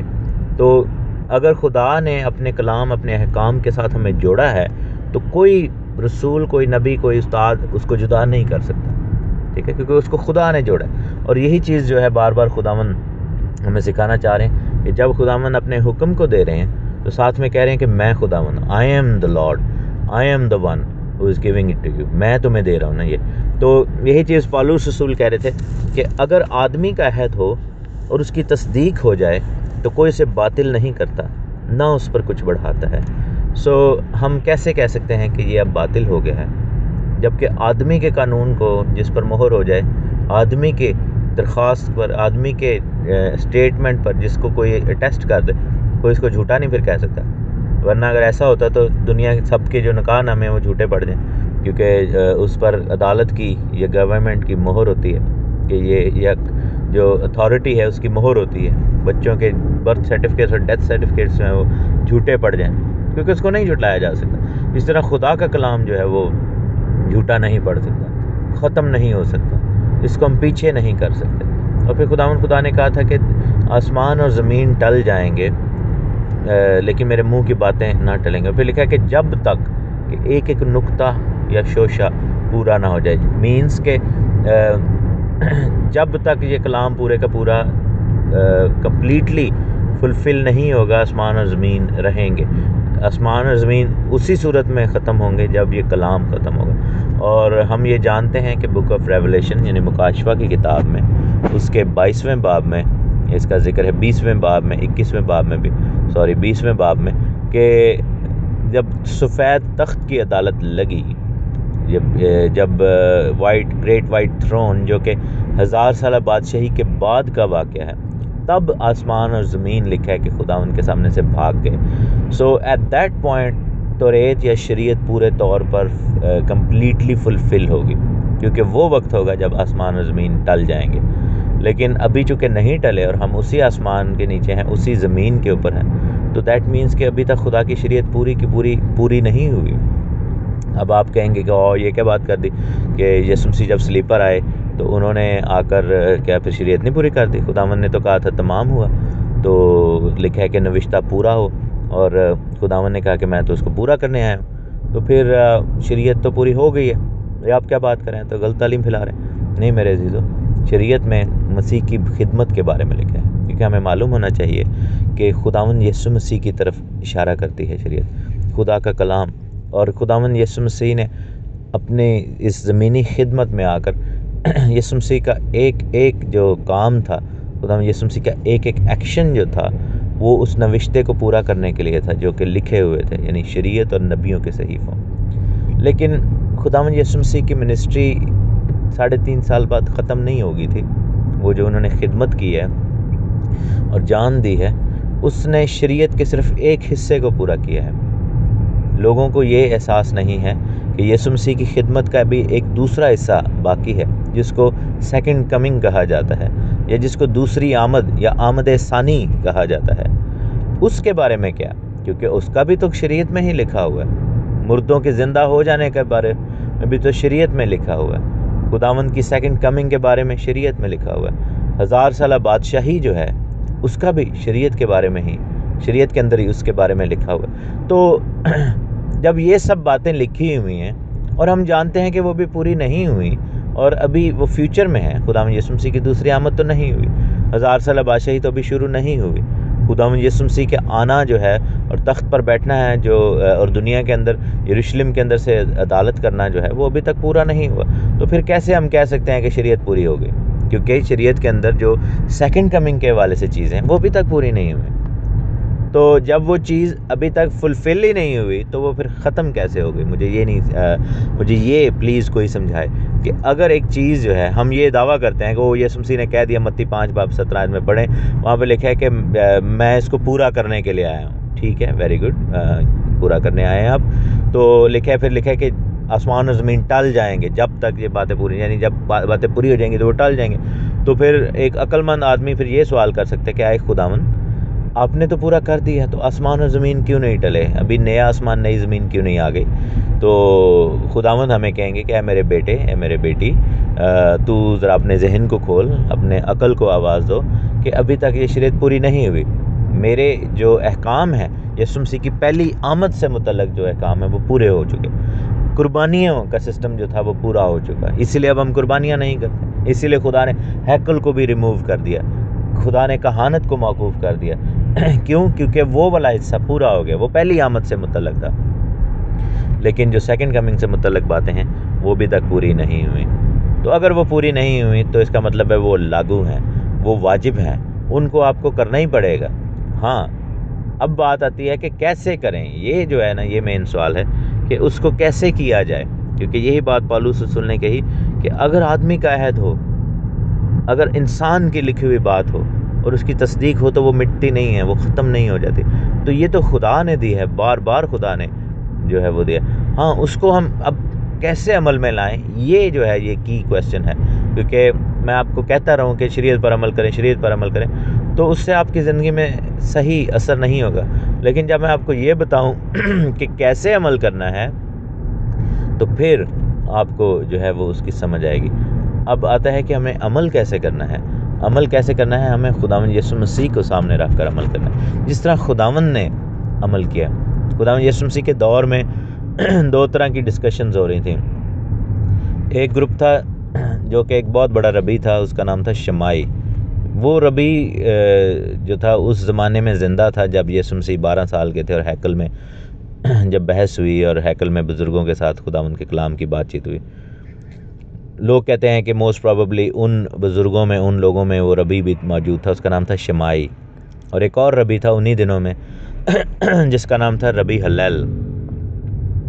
تو یہ دو ربی ایسے تھے کہ جنہوں نے جیوش ہسٹری کو ڈیوائیڈ کر دیا، جیسے دنیا کی ہسٹری کو خدا یسوع مسیح نے ڈیوائیڈ کر دیا، یعنی کہ مسیح سے پہلے اور مسیح کے بعد۔ لیکن جیوش ہسٹری میں یہ دو رہبائیز ایسے ہیں کہ جنہوں نے ایسی ڈویژن کریٹ کی۔ ادھر سے پھر یہودی جو لوگ تھے یا توریت کو ماننے والے جو لوگ تھے وہ دو حصوں میں بٹ گئے۔ ایک کو کہتے تھے دا ہاؤس آف شمائی اور ایک کو کہتے تھے ہاؤس آف ہلیل، یعنی کہ آدھے لوگ وہ تھے جو ربی ہلیل کی بات مانتے تھے، اس کے طریقہ کار کو اپناتے تھے، اور آدھے جو تھے وہ ربی شمائی کے طریقہ کار کو اپناتے تھے۔ ربی شمائی کا جو طریقہ کار تھا وہ تھا to follow the letter of the law, یعنی کہ جو لکھا ہے ویسے ہی ہونا چاہیے، نہ اوپر نہ نیچے۔ لیکن ربی ہلیل جو کہتے تھے وہ یہ کہتے تھے کہ you should follow the spirit of the law, یعنی کہ تمہیں خدا کی اس سوچ کو پہلے دیکھنا ہے جو اس قانون کے پیچھے ہے، اس کے بعد تم اس کو فالو کرو۔ ضروری نہیں کہ جیسے لکھا ہے ایگزیکٹلی ویسے ہی فالو کرو۔ مثال میں دیتا ہوں کہ خدا کے کلام میں لکھا ہے کہ اگر تو ماں کو یعنی پرندے کو اگر تم نے رکھنا ہے تو اس کے بچوں کو چھوڑ دے، انڈے کو چھوڑ دے، اور اگر انڈے لے رہا ہے تو پھر ماں کو چھوڑ دے۔ اب ربی شمائی نے یہ کہا کہ یہ قانون صرف اسی وقت ایکٹیویٹ ہوگا اگر کوئی شخص انڈوں کو لے رہا ہے یا ماں کو یعنی پرندے کو لے رہا ہے، لیکن اگر کسی کے پاس ایسا چانس نہیں تو یہ قانون لاگو نہیں ہوگا۔ لیکن ربی ہلیل نے کہا کہ نہیں، یہ لاگو ہوگا، ہر ایک پہ لاگو ہوتا ہے، اس لیے کیونکہ وہاں پر ہمیں یہ دیکھنا ہے کہ خدا کی سوچ کیا ہے۔ سوچ یہ ہے کہ رحم کر تو، اور یعنی کہ تو پورے فیملی کو ختم نہ کر دے، رحم کر۔ اس سوچ کو، اس روح کو دیکھنا ہے۔ توریت کی روح کو وہ ربی ہلیل کہتے تھے، اور ربی شمائی کہتے تھے کہ توریت کے الفاظ کو دیکھو، لیکن ہم جانتے ہیں کہ الفاظ مار بھی ڈالتے ہیں، ٹھیک ہے۔ اور اسی طرح جیسے خدا نے کہا تھا کہ تو اپنے گھر کی چھت کے گرد منڈیر بنانا، ٹھیک ہے۔ اب وہاں پر ربی شمائی کہیں گے کہ اگر میرا گھر ہی نہیں ہے تو یہ قانون مجھ پہ لاگو نہیں ہوگا، یا اگر چھت ہے تو فلیٹ ہے تو میں منڈیر بناؤں گا، اگر نہیں ہے تو میں نہیں بناؤں گا۔ لیکن ہلیل نے یہ کہا، جو کہ اسپرٹ آف دا لا یعنی روح، اس کی روح کو دیکھ رہے تھے، انہوں نے کہا کہ نہیں، یہاں پر جو روح ہے وہ ہے کہ اپنے پڑوسی سے اپنی مانند محبت کر۔ سیکیورٹی اینڈ سیفٹی، حفاظت کرنے کا قانون ہے۔ یہ ایسا نہ ہو کہ تمہارے چھت سے کوئی گر جائے اور اس کو چوٹ لگ جائے۔ تو ہمیں یہ دیکھنا ہے کہ چھت ہو یا نہ ہو، ہمیں اپنے جو ارد گرد کے لوگ ہیں ان کی حفاظت کیسے کرنی ہے۔ اس کو ایسے انٹرپریٹ کرتے تھے۔ یہی چیز جو تھی پھر لوگوں نے دیکھا کہ جیسے ربی ہلیل کی ٹیچنگز تھیں، ایگزیکٹلی ویسی ہی ٹیچنگز جو ہیں، آپ کو میں گزارش کروں گا آپ ضرور یہ ریسرچ کریں، گوگل پہ جائیں اور ربی ہلیل دیکھیں، اس کی ٹیچنگز کو دیکھیں، آپ حیران ہو جائیں گے کہ یسوع مسیح کی تعلیم سے کتنی زیادہ ملتی جلتی تعلیم ہے۔ اور وہاں پر یہ ہوا کہ خدا یسوع مسیح نے بھی آ کر یہی باتیں کہیں کہ روح کو دیکھو۔ میں تم سے کہتا، تم کہتے تھے کہ قتل نہ کرنا، یعنی کہ ربی شمائی کی جو بات ہو رہی ہے کہ قتل نہ کرنا، یعنی کہ اگر کوئی قتل کرے گا تو وہ قتل کی سزا کے لائق ہے، سزائے موت۔ لیکن خدا یسوع مسیح نے کہا کہ جو اپنے بھائی کو گالی دے دے اور اس کو پاگل یا احمق کہے، اس کو بھی سزائے موت کے لائق وہ ہوگا، کیونکہ اس نے بھی قتل ہی ایک طرح سے کر دیا۔ اس نے کہا کہ لوگ کہتے ہیں کہ جی زنا نہ کرنا، میں کہتا ہوں تو جو دیکھ بھی لے گا تو وہ زنا کر رہا ہے، مینس کہ اس کی روح کو سمجھنے کی کوشش کریں۔ صرف یہ نہیں کہ ایک شخص نے واقعی کام کیا تو وہ گناہ گار ہے، لیکن اگر وہ سوچوں میں بھی ایسا کچھ کرتا ہے تو یہ جو ہے یہ سارا سسٹم ہے جو خداوند یسوع مسیح نے وہاں پر لاگو کیا، یعنی کہ خداوند کے کلام کی روح کو سمجھنا رادر دین صرف الفاظ کا کھیل۔ بہت سارے مسیحی لوگ بھی ایسا کرتے ہیں کہ الفاظ میں پھنساتے ہیں لیکن ان کے دل خداوند سے دور ہوتے ہیں۔ تو ہمیں جو ہے یہ چیز دیکھنی ہے کہ ہمیں الفاظ کے پیچھے نہیں بھاگنا، ہمیں روح کے اندر جو ہے یہ چیز کو اپنانا ہے، اور یہ سارا خداوند کے احکام کا عمل ہے۔ آئیے ہم خداوند کی حضوری میں جھکیں اور پورے طور پر اس کی حکموں پر، اس کے کلام پر عمل کریں۔ خداوند خدا آپ کو بڑی برکت دے، آمین۔ خداوند یسوع مسیح کے زندہ بابرکت اور جلالی نام میں آپ سب کو تحسین اور شکرانہ کا سلام۔ خداوند خدا آپ کو بڑی برکت دے۔ ہم خداوند کے مقدس نام کو مبارک کہتے ہیں۔ غلطیوں کے خط میں ہم شریعت اور فضل کے بارے میں پڑھ رہے ہیں، اس خط کو سمجھنے کی کوشش کر رہے ہیں، اور تھوڑا سا ریکیپ یہی ہے کہ یہ خط جو ہے یہ اس آرگیومنٹ کے رسپانس میں لکھا گیا تھا جو آرگیومنٹ فریسی مسیحیوں نے، یعنی کہ وہ مسیحی جو فریسیوں کے فرقہ میں سے آئے تھے، یعنی کہ فریسی جو لوگ مسیحی ہوئے تھے، تو انہوں نے یہ آرگیومنٹ دیا تھا، کلیسیا میں یہ بات اٹھائی تھی کہ اعمال 15 اور 16 باب میں آپ پڑھ سکتے ہیں کہ انہوں نے کہا تھا کہ جو لوگ ہیں جو غیر قوموں سے آتے ہیں، جب تک ان کا ختنہ نہ کیا جائے تو وہ نجات یافتہ نہیں کہلائیں گے، اور ان کو مسیحی نہ کیا جائے۔ یعنی انہوں نے توبہ اور ختنہ ایک ہی لیول پر لے آئے، توبہ بپتسمہ اور ختنہ جو ہے وہ ایک ہی لیول پر لے آئے۔ پولس رسول نے جواب میں یہ کہا تھا کہ ابراہیم نے جب ایمان لایا تو اس کے لیے راست بازی گنا گیا، لیکن بعد میں اس کا ختنہ ہوا۔ تو ابراہیم کی مثال کو لے کر، اور ویسے بھی شریعت کے اندر سے پولس رسول پھر سمجھانا شروع ہوئے کہ شریعت کے اندر اعمال کے وسیلہ سے نجات نہیں تھی، ایمان کے وسیلہ سے تھی، اور اعمال کے وسیلہ سے لوگ جو ہیں وہ صرف برکت پاتے تھے، زندگی نہیں پاتے تھے ہمیشہ کی، یا نجات نہیں پاتے تھے، صرف برکت پاتے تھے۔ اور لکھا نا کہ تو اسی کے سبب سے جیتا رہے گا، اور اگر نہیں کریں گے تو پھر لعنت آئے گی، ٹھیک ہے نا، یہ پولس رسول کے کہنے کا مقصد تھا۔ لیکن وہ ساتھ میں اور بھی گہری باتوں کو ایکسپلین کر رہے ہیں، تو ان کو ہم سیکھ رہے ہیں۔ گلیشینز چیپٹر 3 ورس 16 سے میں پڑھوں گا، لکھا ہے کہ پس ابراہیم اور اس کی نسل سے وعدے کیے گئے، وہ یہ نہیں کہتا کہ نسلوں سے، جیسا بہتوں کے واسطے کہا جاتا ہے، بلکہ جیسا ایک کے واسطے کہ تیری نسل کو، اور وہ مسیح ہے۔ میرا مطلب یہ ہے کہ جس عہد کو خدا نے پہلے سے تصدیق کی تھی، اس کو شریعت 430 برس کے بعد آ کر باطل نہیں کر سکتی کہ وہ وعدہ لا حاصل ہو، کیونکہ اگر میراث شریعت کے سبب سے ملی ہے تو وعدہ کے سبب سے نہ ہوئی، مگر ابراہیم کو خدا نے وعدہ ہی کی راہ سے میراث بخشی۔ ٹھیک ہے، اب اس آیت کو ہم ایکسپلین کرتے ہیں۔ اوبویسلی جب ہم اس کو پڑھتے ہیں تو ایک دم بہت مشکل لگتا ہے، ذہن میں آتا ہے کہ اچھا اس آیت کا پتہ نہیں کیا مطلب ہوگا۔ تو دوبارہ میں آپ کے لیے پڑھتا ہوں کہ ابراہیم اور اس کی نسل سے وعدے کیے گئے، وہ یہ نہیں کہتا کہ نسلوں سے، جیسا بہتوں کے واسطے کہا جاتا ہے، بلکہ جیسا ایک کے واسطے کہ تیری نسل کو، اور وہ مسیح ہے۔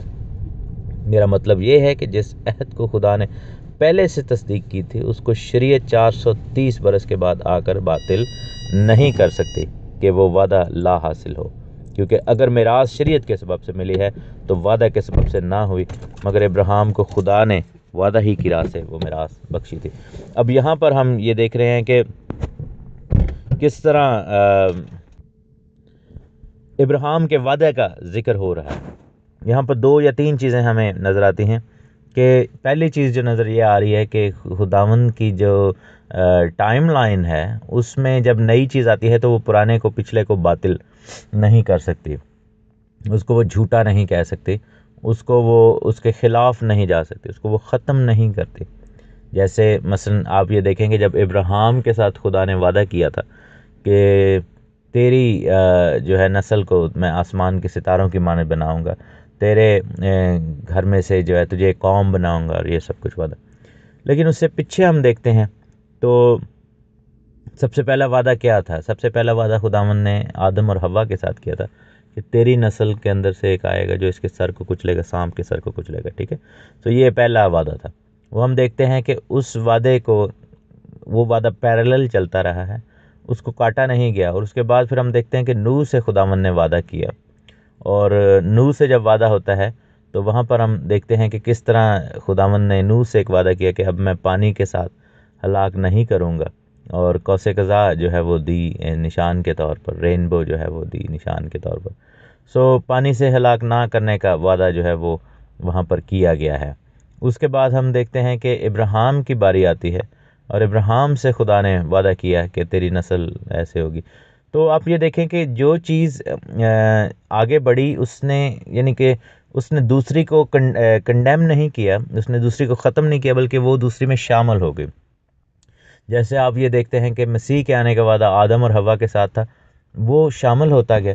اس کے بعد آپ دیکھیں کہ کس طرح ہم نوح کے ساتھ جو وعدے کیے کہ خون نہ کھانا، یہ نہ کرنا، اور پھر آدم کے ساتھ جو وعدے تھے، آدم کے دور میں جو چیزیں تھیں جس میں سبت بھی شامل تھا، وہ بھی پھر آگے آتا ہی گیا. پھر ابراہیم کے ساتھ جو وعدے ہوئے، اور پھر پولس رسول کہتے ہیں کہ جب شریعت آتی ہے 430 سال کے بعد، اور یہ وعدہ کہاں پر کیا گیا تھا 430 سال جو ہو گئے، یہ جب ابراہیم وہاں سے نکلتے ہیں، اور پھر وہاں سے وہ جو عہد باندھا خداوند نے ابراہیم کے ساتھ، جس میں خداوند نے برکت کا وعدہ کیا تھا جب جانوروں کو 2 حصے کر کے جو ہے وہ لٹایا تھا. اس کے 430 سال کے بعد موسیٰ نبی آتے ہیں. بہت سارے لوگ یہ بلیو کرتے ہیں کہ شاید بنی اسرائیل 430 سال تک غلامی میں رہے تھے. 430 سال تک نہیں رہے تھے، تقریباً 200 سال اور 200 سے اوپر تھوڑا سا رہے تھے. لیکن خداوند نے جو ہے وہ ابراہیم سے لے کر 430 سال جو ہے وہ کاؤنٹ کیے ہیں، اور وہاں سے شریعت آتی ہے. تو پھر موسیٰ نبی کے دور میں جب شریعت لکھ کر دے دی گئی، تو پھر خداوند کا بندہ پولس رسول کہتا ہے کہ اس نے پچھلی چیزوں کو نل اینڈ وائڈ نہیں کیا، اس نے پچھلی چیزوں کو ختم نہیں کیا، بلکہ ان کے پیرالل چلتی رہی، اور باقی چیزیں اس میں ایڈ کر دی گئی ہیں. ٹھیک ہے. اب جیسے جو وعدے ابراہیم کے ساتھ کیے، جیسے ختنے کی بات لے لیں، ختنہ ابراہیم کو ملا، لیکن جب شریعت آتی ہے تو شریعت کے اندر وہ چیز ایڈ ہو گئی ہے، اس میں سے ریموو نہیں ہوئی. یہ نہیں ہوا کہ جی یہ جو پہلے سے چیزیں تھیں اب وہ ختم ہو گئی. یہ سب سے بڑا آنسر ہے ڈسپینسیشنلزم کے خلاف، کہ جو یہ کہتے ہیں کہ جی پہلا دور وہ تھا، اس کے بعد وہ ختم ہو گیا، پھر نیا دور شروع ہو گیا. نہیں، نیا دور نہیں شروع، اس نے پہلی سب چیزوں کو اپنے اندر سمو لیا اور آگے ہی بڑھتا رہا خدا کا سسٹم. سو پیرالل جو ہے چلتی رہے. آپ نے جیسے قوس قزح کو دیکھا ہوگا، یعنی کہ جو رینبو ہوتی ہے، دھنک جس کو کہتے ہیں، آپ اس کو دیکھیں کہ وہ 7 کلر جو ہیں وہ کٹھے ہی چل رہے ہوتے ہیں. ٹھیک ہے. سب سے اندر والا جو کلر ہوتا ہے وہ چھوٹی سب سے لائن ہوتی ہے، اور سب سے باہر والی لائن جو ہوتی ہے وہ سب سے لمبی ہوتی ہے. ٹھیک ہے. لیکن وہ پیرالل چل رہے ہوتے ہیں، وہ ایک دوسرے کو کاٹتے نہیں ہیں، ایک دوسرے کو ڈیلیٹ نہیں کرتے. یہی چیز جو ہے خدا کا کلام ہمیں سکھا رہا ہے. یہاں پر خدا کا بندہ پولس رسول کہہ رہا ہے کہ جو وعدے ہیں وہ علیحدہ چل رہے ہیں، اور جو خدا کے احکام ہیں وہ علیحدہ چل رہے ہیں. اور پرانا جو ہے وہ نیا جو ہے پرانے کو نکال باہر نہیں کرتا، بلکہ اس کے ساتھ رہتا ہے. اب یہی فارمولا ہم خداوند کے فضل یا یسوع مسیح کی آمد پر اپلائی کریں گے. اگر شریعت نے آ کر پہلے سے کیے ہوئے وعدوں کو، اور پہلے سے کی ہوئی باتوں کو، اور پہلے سے کیے ہوئے خداوند کے ارادوں کو باطل نہیں کیا، بلکہ اس کی تصدیق کی ہے، اور اس کو اپلائی کیا ہے، اور اس کو جاری رکھا ہے، تو یہ پھر کیسے ممکن ہو گیا کہ خداوند یسوع مسیح نے آ کر اپنے سے پہلے کی تمام چیزوں کو ختم کر دیا، شریعت کو ختم کر کے باہر پھینک دیا، باقی چیزوں کو ختم نہیں. خداوند یسوع مسیح نے ایسا بالکل نہیں کہا. خداوند نے بلکہ اپنے صاف الفاظ میں کہا کہ یہ نہ سمجھو کہ میں توریت کو یا نبیوں کو منسوخ کرنے آیا ہوں. دیٹ مینس کہ اگر ہم اس آیت کو صرف اتنا لیں تو ہمیں نظر آتا ہے کہ وہ منسوخ نہیں کرے گا. ڈزنٹ میٹر کہ واٹ کچھ بھی ہو جائے. اور پھر لکھا کہ میں اس کو پورا کرنے آیا ہوں. دیٹ آلسو مینس کہ اگر پورا بھی خداوند کرتا ہے تو منسوخ نہیں کرتا. ٹھیک ہے. وہاں پر پہلے خداوند نے ایمفسس کہاں کس چیز پہ دیا ہے کہ یہ نہ سمجھو، یعنی کہ تاکیداً کہا ہے کہ یہ نہیں سمجھنا. اور کلیسیا اور آج کے جو ہم چرچ کے لوگ ہیں یا مسیحی دور کے جو لوگ ہیں، مسیحی جو ایمان کے اندر ہم چلتے ہیں، ہم سب سے پہلے یہی کہتے ہیں کہ شریعت منسوخ ہو گئی ہے. حالانکہ خداوند یسوع مسیح نے بڑا کلیئر لکھا ہے کہ یہ نہ سمجھو. ہم ان آیتوں کو ضرور دیکھیں گے جس میں لفظ منسوخ آیا ہے، جیسے عبرانیوں کے خط میں، جس کی وجہ سے لوگ کنفیوز ہوتے ہیں، کیونکہ یسوع مسیح کہہ رہے ہیں کہ یہ نہ سمجھو کہ میں منسوخ کرنے آیا ہوں. اور ہم کہتے ہیں کہ پولس رسول نے کہا ہے کہ وہ منسوخ ہو گئی ہے، تو پھر کون ان میں سے ٹھیک ہے؟ ٹھیک ہے، تو آبویسلی پولس رسول جو کہ خداوند یسوع مسیح کے پرچارک ہیں، وہ کبھی بھی یہ نہیں کہہ سکتے خداوند کے ایسی بات کریں گے کہ جو خداوند یسوع مسیح کے الفاظ کے اپوزٹ ہو. لیکن جس چیز کی منسوخی کی بات پولس رسول کر رہے ہیں وہ ایک فرق چیز ہے، وہ شریعت کی بات نہیں کر رہے تھے، وہ کہانت کی بات کر رہے تھے. اس کو بھی ہم دیکھیں گے عبرانیوں کے خط میں، کیونکہ ہم اس سیریز میں کلام کی ان سچائیوں کو سیکھیں گے. کیونکہ پطرس رسول نے یہی کہا تھا کہ پولس رسول کی باتیں سمجھنا بہت مشکل ہے، اور عام لوگ جو ہیں جب یہ باتیں سنتے ہیں تو اپنے لیے ہلاکت پیدا کرتے ہیں. ٹھیک ہے، تو خداوند یسوع مسیح کے یہ الفاظ تھے کہ یہ نہ سمجھو کہ منسوخ میں کرنے آیا ہوں، بلکہ اس کو پورا کرنے آیا ہوں. یعنی کہ اگر پورا بھی کر دیتا ہوں، اگر اس کی میں تکمیل بھی کرتا ہوں، تو پھر بھی یہ منسوخ نہیں ہوتے. اب پورا کرنے کا مطلب لوگ یہ دیتے ہیں کہ فلفل مینس کہ اس کو میں نے اپلائی کر کے اس کو ختم کر، نہیں. پورا کرنے کا مراد یہ تھا کہ اس کے اندر جو کمی تھی اس کو میں نے پورا کر دیا ہے. اب کمی کیا تھی شریعت میں؟ شریعت میں کمی صرف یہ تھی کہ قربانی موجود نہیں تھی، باقی سارا کچھ موجود تھا. ٹھیک ہے، یعنی کہ حل موجود تھا لیکن وہ برہ موجود نہیں تھا. اس لیے شریعت جو ہے وہ بکروں اور جو بھیڑوں کے بچوں کو جو ہے وہ وہاں پر قربانیوں کے لیے پیش کرتی ہے. سو یسوع مسیح نے آ کر اس کمی کو پورا کر دیا، اور جو کمی وہاں پر تھی یعنی کہ خون کی کمی تھی وہ پوری کر دی. تو اس کا مطلب یہ ہوا کہ فرض کرے ایک گلاس جو ہے اس کے اندر اگر 80% پانی ہے اور اوپر کا حصہ جو ہے خالی ہے، تو اس کے اندر آپ 20% پانی اور ڈال دیں، تو اس کا مطلب یہ نہیں ہے کہ وہ جو اس کا مطلب آپ نے اس کو پورا بھر دیا، یعنی اس کو فل کر دیا، پورا کر دیا. ٹھیک ہے، مکمل کر دیا. لیکن اس کا مطلب یہ نہیں ہے کہ پہلا جو 80% پانی تھا وہ اب چلا گیا ہے، یا وہ اب رہا ہی نہیں وہاں پہ، یا وہ وہاں سے ڈیلیٹ ہو گیا. نہیں، آپ نے اس کے اوپر ایک ردہ رکھ دیا ہے. تو یہ خداوند یسوع مسیح یہاں پر کہنا چاہ رہے ہیں کہ میں شریعت کو پورا کرنے آیا ہوں. مینس کہ میں اس کی جو اندر اگر جو بھی کمی رہ گئی یا جو بھی چیزیں جو نہیں مینشن یا جو نہیں تھیں اس کو میں نے رکھ دیا، ردہ رکھ دیا. کیونکہ آپ یہ دیکھیں کہ شریعت کے بعد صحائف انبیاء آئے ہیں، یعنی کہ نبیوں کی کتابیں آئی ہیں، اور انہوں نے آ کر اور زیادہ چیزیں جو ہیں بیچ میں شامل کیں. یعنی خدا کا کلام بڑھ رہا تھا باب. اور پھر ہم دیکھتے ہیں کہ فائنل مہر کب جا کر ہوتی ہے کلام کے اوپر؟ جب مکاشفہ کی کتاب لکھی جاتی ہے، تب ایک فائنل مہر ہو جاتی ہے. اور مکاشفہ کی کتاب میں، بک آف ریولیشن میں، یعنی پرکاش دی پوتھی، اس کے اینڈ پہ جا کر پھر خداوند کا بندہ خدا کے روح کی ہدایت سے کہتا ہے کہ اب اس میں نہ کوئی کچھ بڑھائے نہ کوئی کچھ گھٹائے. ٹھیک ہے، یعنی کہ یہ اب پورا ہو گیا ہے جو خداوند خدا نے جو ہے وہ ایک میسیج دینا تھا. یعنی کہ ساری کائنات کے شروع سے لے کر نئی زمین اور نئے آسمان تک کی باتیں اب لکھ دی گئی ہیں. اب اور ضرورت نہیں ہے اس کے اندر کچھ لیا جائے یا کچھ اس میں سے نکالا جائے یا کچھ اس میں ایڈ کیا جائے. ٹھیک ہے، تو خدا کا کلام جو ہے اب مکمل صورت میں ہمارے ہاتھوں میں. اس لیے یعنی کہ مکاشفہ کی کتاب کے بعد جتنی بھی لوگوں نے کتابیں لکھی ہیں، چاہے وہ کتنی روحانی کیوں نہ ہوں، چاہے وہ اس میں سے نئے نئے مذہب کیوں نہ نکل گئے ہوں، لیکن وہ کتابیں جو ہیں وہ نامکمل، وہ کتابوں کی ضرورت نہیں ہے. وہ کتابیں جو ہے وہ ہمارے کلام کا حصہ نہیں بن سکتی. سو ہمیں یہ دیکھنا ہے کہ ہمیں اگر خدا کے باتوں کو سمجھنا ہے. لوگ مجھ سے کہتے ہیں کہ آپ کو اتنی سمجھ کیسے آ جاتی ہے کلام کی، آپ اتنا ایزی کیسے بتا دیتے ہیں یا اتنا ایزی کیسے کر دیتے ہیں؟ اس کا ریزن یہ ہے کہ میں پیدائش سے مکاشفہ تک پورے کلام کو اپناتا ہوں، اور پورے کلام کو ایک کتاب کے طور پر سمجھتا ہوں، اور پورے کلام کو اپنی زندگی میں اپلائی کرتا ہوں. میں صرف نئے عہد نامے کا کرسچن نہیں ہوں. ایک دم مجھے یاد ہے کہ گجرانوالہ تھیولوجیکل سیمنری کے ایک پرنسپل صاحب تھے، میرے خیال ابھی بھی وہ پرنسپل ہیں، آرتھر جیمس صاحب. میری ان سے بات ہو رہی تھی تو میں نے ان سے ڈس ایگری کیا ایک بات سے، حالانکہ بہت بڑے وہ ٹیچر ہیں، استاد ہیں بہت، خدا ان کو بڑی برکت دے، اور ان کی بہت زیادہ ریسرچ ہے، خدا ان کے ساتھ ہو، ڈاکٹر آرتھر جیمس. تو انہوں نے ایک دن مجھے کہا، بیٹھے ہوئے تھے ہم کہیں پہ، تو انہوں نے بات ہو رہی تھی تو کہہ رہے تھے I am a perfect new testament believer. تو میں نے پھر ان سے ایک بات کی، میں نے کہا کہ can you show me a new testament believer in the Bible? تو انہوں نے کہا کہ پطرس، پالوس، یوحنا اور یہ سب.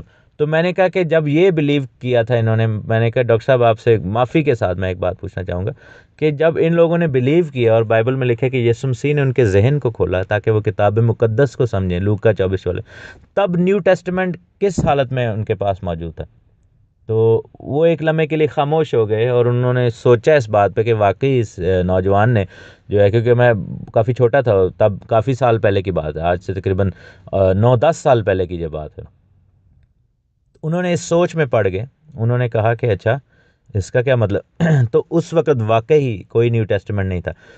یہ جو لوگ تھے جو کہ خدا یسوع مسیح کے شاگرد تھے، یہ نیو ٹیسٹمنٹ بلیورز نہیں تھے، یہ اولڈ ٹیسٹمنٹ بلیورز تھے، لیکن یہ یسوع مسیح کے بلیورز تھے. یعنی کہ میں پوائنٹ جو بتانا یہ چاہ رہا ہوں وہ یہ ہے کہ اگر نیو ٹیسٹمنٹ میں جو ہے وہ 27 کتابیں ہیں اور پرانے عہد نامہ میں 39 کتابیں ہیں، تو یسوع مسیح کا میسج تو بائبل کے ہر ایک صفحے پر ہے. تو پھر آپ یہ دیکھیں کہ یسوع مسیح کے بارے میں زیادہ کون بتا رہا ہے، نیا عہد نامہ یا پرانا عہد نامہ؟ آپ خود اندازہ لگا لیں، اپنی بائبل کو درمیان میں سے پکڑیں اور متی کی انجیل میں سے جو ہے وہ ایک، یعنی کہ متی کی انجیل سے شروع کر کے سارے صفحے ایک سائڈ پہ کر دیں اور پرانے عہد نامہ کے صفحے ایک سائڈ پہ کر دیں، اور آپ کو یقین نظر آ جائے گا کہ پرانا عہد نامہ at least twice as much as, یعنی کہ اس کے صفحے ڈبل ہوں گے نئے عہد نامہ سے. تو اس کا مطلب یہ ہے، اور ہمیں یہ بھی یقین ہے کہ خداوند یسوع مسیح کے بارے میں پیغام جو ہے پوری بائبل میں ہے، پرانے عہد نامہ کی ایک ایک صفحہ میں خداوند یسوع مسیح کے بارے میں ہے. تو پھر مسیح کا پیغام کہاں پر زیادہ ہوا؟ مسیح کے بارے میں کون زیادہ بتا رہا ہے؟ میرے عزیزو، یہ تفریق کرنا ہم بند کریں. پوری بائبل ہماری بائبل ہے، پورا کلام ہمارا کلام ہے. اور یہی چیز پالوس رسول کہہ رہے ہیں کہ اگر شریعت آ کر وہ وعدوں کو باطل کر دیتی تو پھر کوئی فائدہ ہی نہ ہوتا. ٹھیک ہے، تو یہاں پر خدا یسوع مسیح بڑا کلیئرلی کہہ رہے ہیں کہ شریعت نے آ کر وعدوں کو باطل نہیں کیا، اور وہ وعدہ جو کیا گیا تھا وہ یسوع مسیح میں آ کر پورا ہوتا ہے، ابراہیم کا وعدہ. اسی طرح شریعت جو دی گئی وہ بھی یسوع مسیح میں آ کر پوری ہوتی ہے، لیکن ساتھ ساتھ وہ چلتی بھی جاتی ہے. خدا کا کلام بھی ساتھ ساتھ چل رہا ہے، وعدے بھی چل رہے ہیں. آج اگر ہم یہ کہتے ہیں کہ پیدائش کی کتاب میں لکھا ہوا وعدہ، کیونکہ لکھا ہے کہ تم سب مسیح میں ہو تو ابراہیم کی نسل و وعدہ کے وارث ہو، تو وہ وعدہ جو ابراہیم کے ساتھ کیا گیا وہ بھی تو توریت میں ہی ہے نا. تو اگر ہم وہ وعدہ اپنے اوپر اپلائی کرتے ہیں، مجھے یہ سمجھ نہیں آتی کہ ہم یہ کہتے ہیں کہ ہم نے بپتسمہ لیا، ہم ابراہیم کی نسل بن گئے، وعدہ ہے، تو وہ وعدہ کہاں پر میرے عزیزو آپ کو مل رہا ہے؟ وہ بھی تو توریت میں مل رہا ہے نا، پیدائش کی کتاب میں مل رہا ہے. تو پیدائش کی کتاب توریت کیسے؟ تو اگر وہ وعدہ اپلائی ہو رہا ہے تو پھر جو احبار اور خروج کی کتاب میں لکھی باتیں وہ ہم پر کیوں نہیں اپلائی ہوتی؟ اگر وہ نہیں ہوتی تو پھر پیدائش کی کتاب کی باتیں کیسے اپلائی ہو رہی ہیں؟ یہ کیسے ہم پھر کر سکتے ہیں؟ استثناء کی کتاب کی باتیں کیوں نہیں اپلائی ہوتی ہیں؟ یعنی کہ ڈیٹرونومی کی کیوں نہیں اپلائی ہوتی ہیں؟ کوچ اور لاویوں کی کتابوں کی باتیں کیوں نہیں اپلائی ہوتی؟ سارا کچھ ہم پر اپلائی ہوتا ہے میرے دیدو. آپ کریں یا نہ کریں اپلائی، خدا آپ پر ضرور اپلائی کرتا ہے. تو ہمیں یہ چیز سیریسلی لینی ہوگی. خدا آپ کو بڑی برکت دے، آمین. خدا یسوع مسیح کی زندہ برکت اور جلال نام میں آپ سب کو تحسین اور شکاینا کا سلام. خدا آپ کو بڑی برکت دے، خدا آپ کے ساتھ ہو. ہم خدا کا شکر کرتے ہیں، خدا کی تعریف کرتے ہیں اس سیریز کے لیے، لا اینڈ گریس، اور اس کو کور کرنے میں ہم گلیشینز کی کتاب یعنی غلطیوں کی کتاب کی اسٹڈی کر رہے ہیں. ہم نے 3 باب کی 18 آیتیں پڑھ لی ہیں. پہلے 3 باب اور اس کی 18 آیتوں تک پڑھ لیے، تو ہم اسی کو جاری رکھیں گے. ورس 19 سے پڑھوں گا. کل ہم نے پڑھا تھا کہ کس طرح وعدہ جو ہے وہ علیحدہ ٹریول کرتا ہے اور شریعت جو ہے وہ علیحدہ ٹریول کرتی ہے. ایک بھائی نے سوال کیا کہ اگر شریعت ابھی بھی لاگو ہوتی ہے تو خداوند پھر جج کیسے کرتا ہے اور راست بازی کیسے اسٹیبلش ہوگی؟ اس کا جواب یہ جو آیتیں ہیں ان میں ہی ہے، میں دیتا ہوں. 19 سے لے کر آج 22 تک پڑھیں گے یہ 4 آیتیں. لکھا ہے کہ پس شریعت کیا رہی؟ اگر وہ یہ پچھلی بات سے ہی بات آگے بڑھا رہا ہے کہ وعدہ جو تھا، میراث جو تھا، وہ شریعت کے سبب سے نہیں ملی بلکہ وعدے کے سبب سے ملی. تو پھر وہ کہہ رہے ہیں کہ شریعت کا کیا مقصد ہے؟ شریعت کیوں دی گئی؟ یعنی کہ اگر وعدے کر ہی لیے گئے تھے تو شریعت کا کیا جو ہے وہ بیچ میں لینا دینا؟ تو لکھا ہے کہ پس شریعت کیا رہی؟ وہ نافرمانیوں کے سبب سے بعد میں دی گئی کہ اس نسل کے آنے تک رہے جس سے وعدہ کیا گیا تھا، اور وہ فرشتوں کے وسیلہ سے ایک درمیانی کی معرفت مقرر کی گئی. اب درمیانی ایک کا نہیں ہوتا مگر خدا ایک ہی ہے.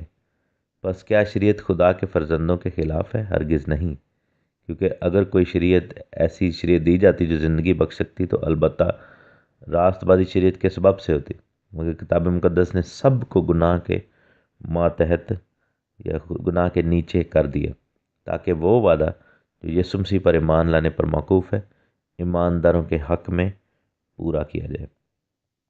اگین یہ پیسے جب پڑھتے ہیں بہت مشکل فیل ہوتا ہے، سمجھ نہیں آتی عام ذہن کو کہ اس کا کیا مطلب ہے، تو ہم خدا کے پاک روح کی مدد سے اس کو سالو کریں گے۔ لکھا ہے کہ پس شریعت کیا رہی کہ وہ نافرمانیوں کے سبب سے بعد میں دی گئی۔ اچھا، اس کا مطلب ہے کہ شریعت جو ہے وہ نافرمانی یعنی گناہ کی وجہ سے ملی ہے۔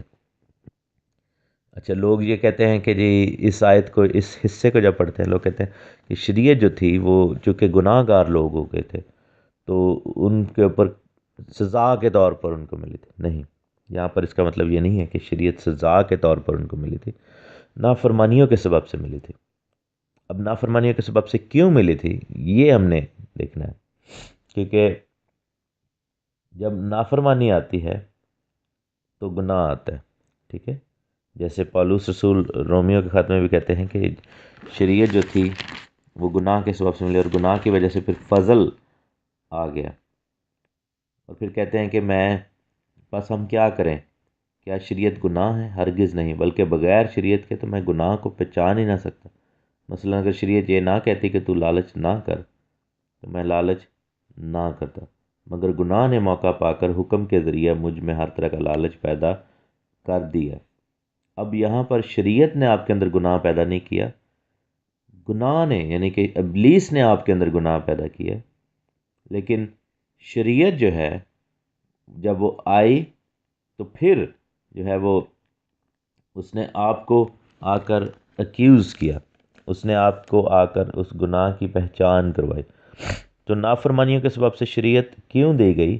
تاکہ ہمیں پتہ چلے کہ جو ہم کر رہے ہیں وہ نافرمانی ہے، ٹھیک ہے۔ اس کا مطلب یہ نہیں ہے کہ شریعت کے آنے سے پہلے اگر ہم زنا کرتے تو زنا نہ ہوتا، یا اگر قتل کرتے تو قتل نہ ہوتا۔ اگر یہ بات تھی، لیٹ سے اگر ہم تھوڑی دیر کے لیے یہ مان لیں کہ ٹھیک ہے جی، جیسے ڈسپنسیشنلزم میں کہا جاتا ہے کہ جی شریعت سے پہلے کا دور اور پھر شریعت کا دور، تو یہ جو قتل کی بات ہے وہ تو شریعت نے آ کے بتائی نا کہ خون نہ کرنا، قتل نہ کرنا۔ لیکن ہم دیکھتے ہیں کہ جب قائن اور حابل وہاں پر کی سٹوری میں دیکھتے ہیں کہ خدا قائن کو یہ کہہ رہے ہیں کہ تو گناہ جو ہے وہ دروازے پر دبکا بیٹھا ہے۔ وہاں پر اوبویسلی وہ قتل کا ارادہ دل میں لے کر بیٹھا ہوا تھا، اور خدا نے اس کو یہ نہیں کہا کہ قتل گناہ ہے، بلکہ خدا نے اس کو ڈائریکٹلی کہا کہ گناہ۔ اب وہ کہہ سکتا تھا کہ گناہ کیا ہوتا ہے، وہ کیا ہے، مجھے تو پتہ ہی نہیں گناہ کیا ہے، ٹھیک ہے۔ لیکن آدم کو بھی پتہ لگ گیا تھا کہ اس نے گناہ کیا، اس نے حکم توڑا ہے۔ تو یہی بات وہ پالوس رسول کہہ رہے ہیں۔ تو یہاں پر جو ہے وہ نافرمانیوں کے سبب سے بعد میں دی گئی جو ہے، اس کو یہی وہ ایکسپلین کرنا چاہ رہے ہیں تاکہ شریعت آپ کی کورنگ بن جائے۔ کورنگ کیسے بنے؟ کیونکہ آپ کو جب گناہ کے بارے میں کوئی بتائے گا تو پھر آپ کو پتہ ہوگا کہ یہ میں نے کام نہیں کرنا۔ اچھا، لوگ یہ کہتے ہیں کہ جی چونکہ شریعت ختم ہو گئی اب تو ہمارے پاس دوسرا استاد ہے، جو کہ میں آگے بھی آپ کو بتاؤں گا۔ 24ویں آیت میں لکھا ہے کہ ہمارا استاد مسیح تک بنی، اور اس کے بعد ہم دوسرے استاد کے ماتحت ہیں۔ تو دوسرا استاد کون ہے؟ وہ روح القدس ہے۔ روح القدس پہ تو یہی کام کرتا ہے، ٹھیک ہے۔ میرے ساتھ دیکھیں یوحنا کی انجیل، گاسپل اکارڈنگ ٹو جان، اور اس کا 16واں باب اور اس کی 17ویں آیت لکھا ہے کہ میں تم سے سچ کہتا ہوں، 16 باب اس کی 7ویں آیت، 17ویں نہیں 7ویں آیت، سوری، 16 باب اس کی 7ویں آیت لکھا ہے کہ میں تم سے سچ کہتا ہوں کہ میرا جانا تمہارے لیے فائدہ مند ہے، کیونکہ اگر میں نہ جاؤں تو وہ مددگار یعنی روح القدس تمہارے پاس نہ آئے گا، لیکن اگر جاؤں گا تو اسے تمہارے پاس بھیج دوں گا۔ وہ آ کر دنیا کو گناہ اور راست بازی اور عدالت کے بارے میں قصوروار ٹھہرائے گا۔ اب مزے کی بات یہ ہے کہ شریعت جو کہ نافرمانیوں کے سبب سے دی گئی، اس نے بھی آ کر یہی کام کیا نا کہ جیسی شریعت آئی، خدا نے اپنے حکموں کو دیا، تو اس نے انسان کو گناہ کے بارے میں، راست بازی اور عدالت کے بارے میں قصوروار ٹھہرایا۔ تو فرق کہاں پر ہے؟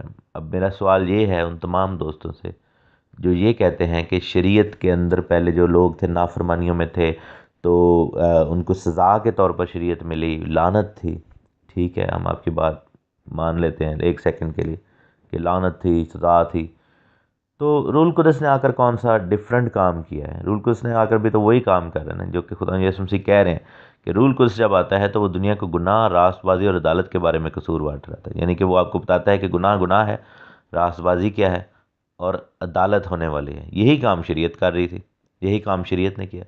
دیٹ مینس کہ رول قدس جو ہے وہ شریعت کو اپلائی کرے گا۔ اب آپ کہیں گے یہ کیسے آپ کہہ سکتے ہیں؟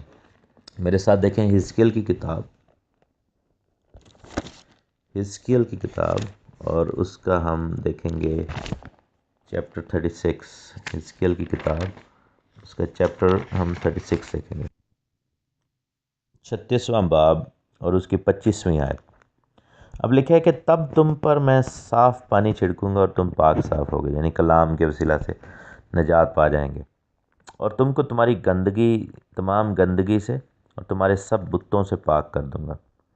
میں تم کو نیا دل بخشوں گا، اوبویسلی یہ دل کا ختنہ ہے جس کو لوگ یہ کہتے ہیں، اور نئی روح تمہارے باطن میں ڈالوں گا جس کو رول قدس کا بپتسمہ کہتے ہیں، یعنی نجات اور رول قدس کا بپتسمہ، اور تمہارے جسم میں سے سنگین دل کو نکال ڈالوں گا اور گوشتین دل تم کو ناد کروں گا۔ یہ بورن اگین، ساری دنیا مانتی ہے کہ یہ بورن اگین کی بات ہو رہی ہے۔ اور لکھے کہ میں اپنی روح تمہارے باطن میں ڈالوں گا، رول قدس کا بیپٹزم ہے، یہ پاک روح ہے، خدا کی روح پاک روح ہے۔ اور پھر لکھا ہے کہ جب پاک روح کیا ڈالوں گا اور کیا کرواؤں گا تم سے اپنے آئین کی پیروی کراؤں گا اور تم میرے احکام پر عمل کرو گے اور ان کو بجا لاؤ گے۔ پاک روح کا دیے جانے کا مقصد کیا ہے؟ جیسے ہم دیکھتے ہیں یوحنا کی انجیل میں ہم نے پڑھا کہ پاک روح آیا اور اس نے آ کر دنیا کو گناہ، راست بازی اور عدالت کے بارے میں قصوروار ٹھہرایا، اور شریعت جو ہے وہ نافرمانیوں کے سبب سے دی گئی جیسا ہم نے پڑھا گلیشیئر میں۔ تو پاک روح بھی تو اسی سبب سے پھر ہمیں دیا گیا تاکہ وہ نافرمانیاں ہمارے اندر سے دور ہوں۔ اور لکھا ہے کہ جب پاک روح آئے گا، حزقیل نے کہا کہ جب خدا کہتا ہے کہ میں اپنی روح تمہارے باطن میں، یعنی کہ تمہارے اندر ڈال دوں گا اپنی روح، تو یہ تو اسی وقت ہوتا ہے جب ہم دیکھتے ہیں کہ رول قدس کا بیپٹزم ہوا۔ رول قدس کا بیپٹزم جو ہے وہ صرف اور صرف کن کے لیے ہے؟ بورن اگین لوگوں کے لیے جو نجات پائیں گے، ہر ایک کے لیے نہیں ہے۔ تو جب وہ نجات پا گئے تو ٹیکنیکلی ہم شریعت سے آزاد ہو گئے، ٹھیک ہے، یعنی کہ جو لوگوں کا جو بیان ہے اس کے مطابق جیسے ہم نجات پاتے ہیں ہم شریعت کی لعنت سے آزاد ہو گئے یا شریعت سے آزاد ہو گئے، ٹھیک ہے، اب ہمارے اوپر شریعت لاگو نہیں ہوتی بلکہ فضل لاگو ہو رہا ہے۔ لیکن بائبل کہتی ہے کہ جیسے ہی روح ڈالے گا خدا، لکھے کہ تب میں تم سے اپنے آئین کی پیروی کرواؤں گا، اپنے احکام کی پیروی کرواؤں گا۔ تو احکام اور آئین جو ہیں، جب حزقیل کتاب لکھ رہا تھا تو کون سے آئین دنیا میں تھے؟ وہی تھے نا۔ پھر ہم دیکھتے ہیں عبرانیوں کے خط میں، بک آف ہیبروز چیپٹر 8 اور نئے عہد کی بات کر رہا ہے، اور اس کی 8ویں آیت لکھا ہے کہ پس وہ 8واں باب اور 8ویں آیت، پس وہ ان کے نقص بتا کر کہتا ہے کہ دیکھ، خداوند فرماتا ہے کہ دیکھ وہ دن آتے ہیں کہ میں اسرائیل کے گھرانے اور یہودا کے گھرانے سے ایک نیا عہد باندھوں گا، یہ اس عہد کی مانند نہ ہوگا جو میں نے ان کے باپ دادا سے اس دن باندھا تھا جس دن وہ ملک مصر سے نکلنے کے لیے ان کا ہاتھ میں نے پکڑا تھا، اس واسطے کہ وہ میرے عہد پر قائم نہیں رہے۔ اور خداوند فرماتا ہے کہ میں نے ان کی طرف کچھ توجہ نہ کی۔ پھر خداوند فرماتا ہے کہ جو عہد اسرائیل کے گھرانے سے ان دنوں کے بعد باندھوں گا۔ اب ہم ساری دنیا یہ مانتی ہے کہ یہ جو بات ہو رہی ہے یہ خداوند یسوع مسیح کی بات ہو رہی ہے، نیا عہد نامہ جس کو ہم کہتے ہیں خداوند نے پرانا عہد ختم کر دیا۔ خداوند نے کہا کہ یہ اس عہد کی مانند نہیں ہوگا، میں نیا عہد باندھوں گا، پریز دا لارڈ، اور اب ہم فضل کے عہد کے نیچے ہیں ڈیفینیٹلی۔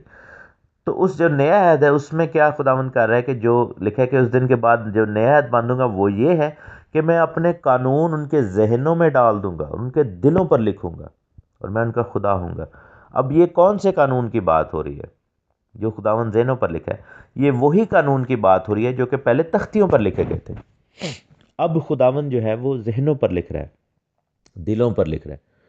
نجات پانے کے بعد پھر خدا ہم سے کیا ایکسپیکٹ کرتا ہے؟ اب یہ ساری آیتیں ہم نے پڑھی ہیں، ہم نے یہ دیکھا ہے کہ رول قدس آتا ہے تو ہمیں گناہ، راست بازی اور عدالت کے بارے میں ہمیں گائیڈ کرتا ہے۔ ہم نے دیکھا کہ رول قدس جب آیا ہے حزقیال کی کتاب میں تو لکھا ہے کہ میں ان سے اپنے آئین کی پیروی کراؤں گا۔ عبرانیوں کے خط میں ہم دیکھتے ہیں کہ جب نیا عہد نامہ آ رہا ہے، نیا عہد باندھا گیا، تو خدا نے قانون جو تھا وہ ان کے ذہنوں اور دلوں پر لکھ دیا۔ تو یہی شریعت جو ہے وہ، اب آپ سے سوال میں یہ کروں گا کہ خدا پھر رول قدس کے وسیلہ سے شریعت کو لاگو کر رہا ہے کہ شریعت کو ہٹا رہا ہے، شریعت کو ریموو کر رہا ہے کہ شریعت کو اپلائی کر رہا ہے، شریعت کو ہمارے دلوں ذہنوں سے مٹا رہا ہے یا شریعت کو ہمارے ذہنوں اور دلوں پر لکھ رہا ہے؟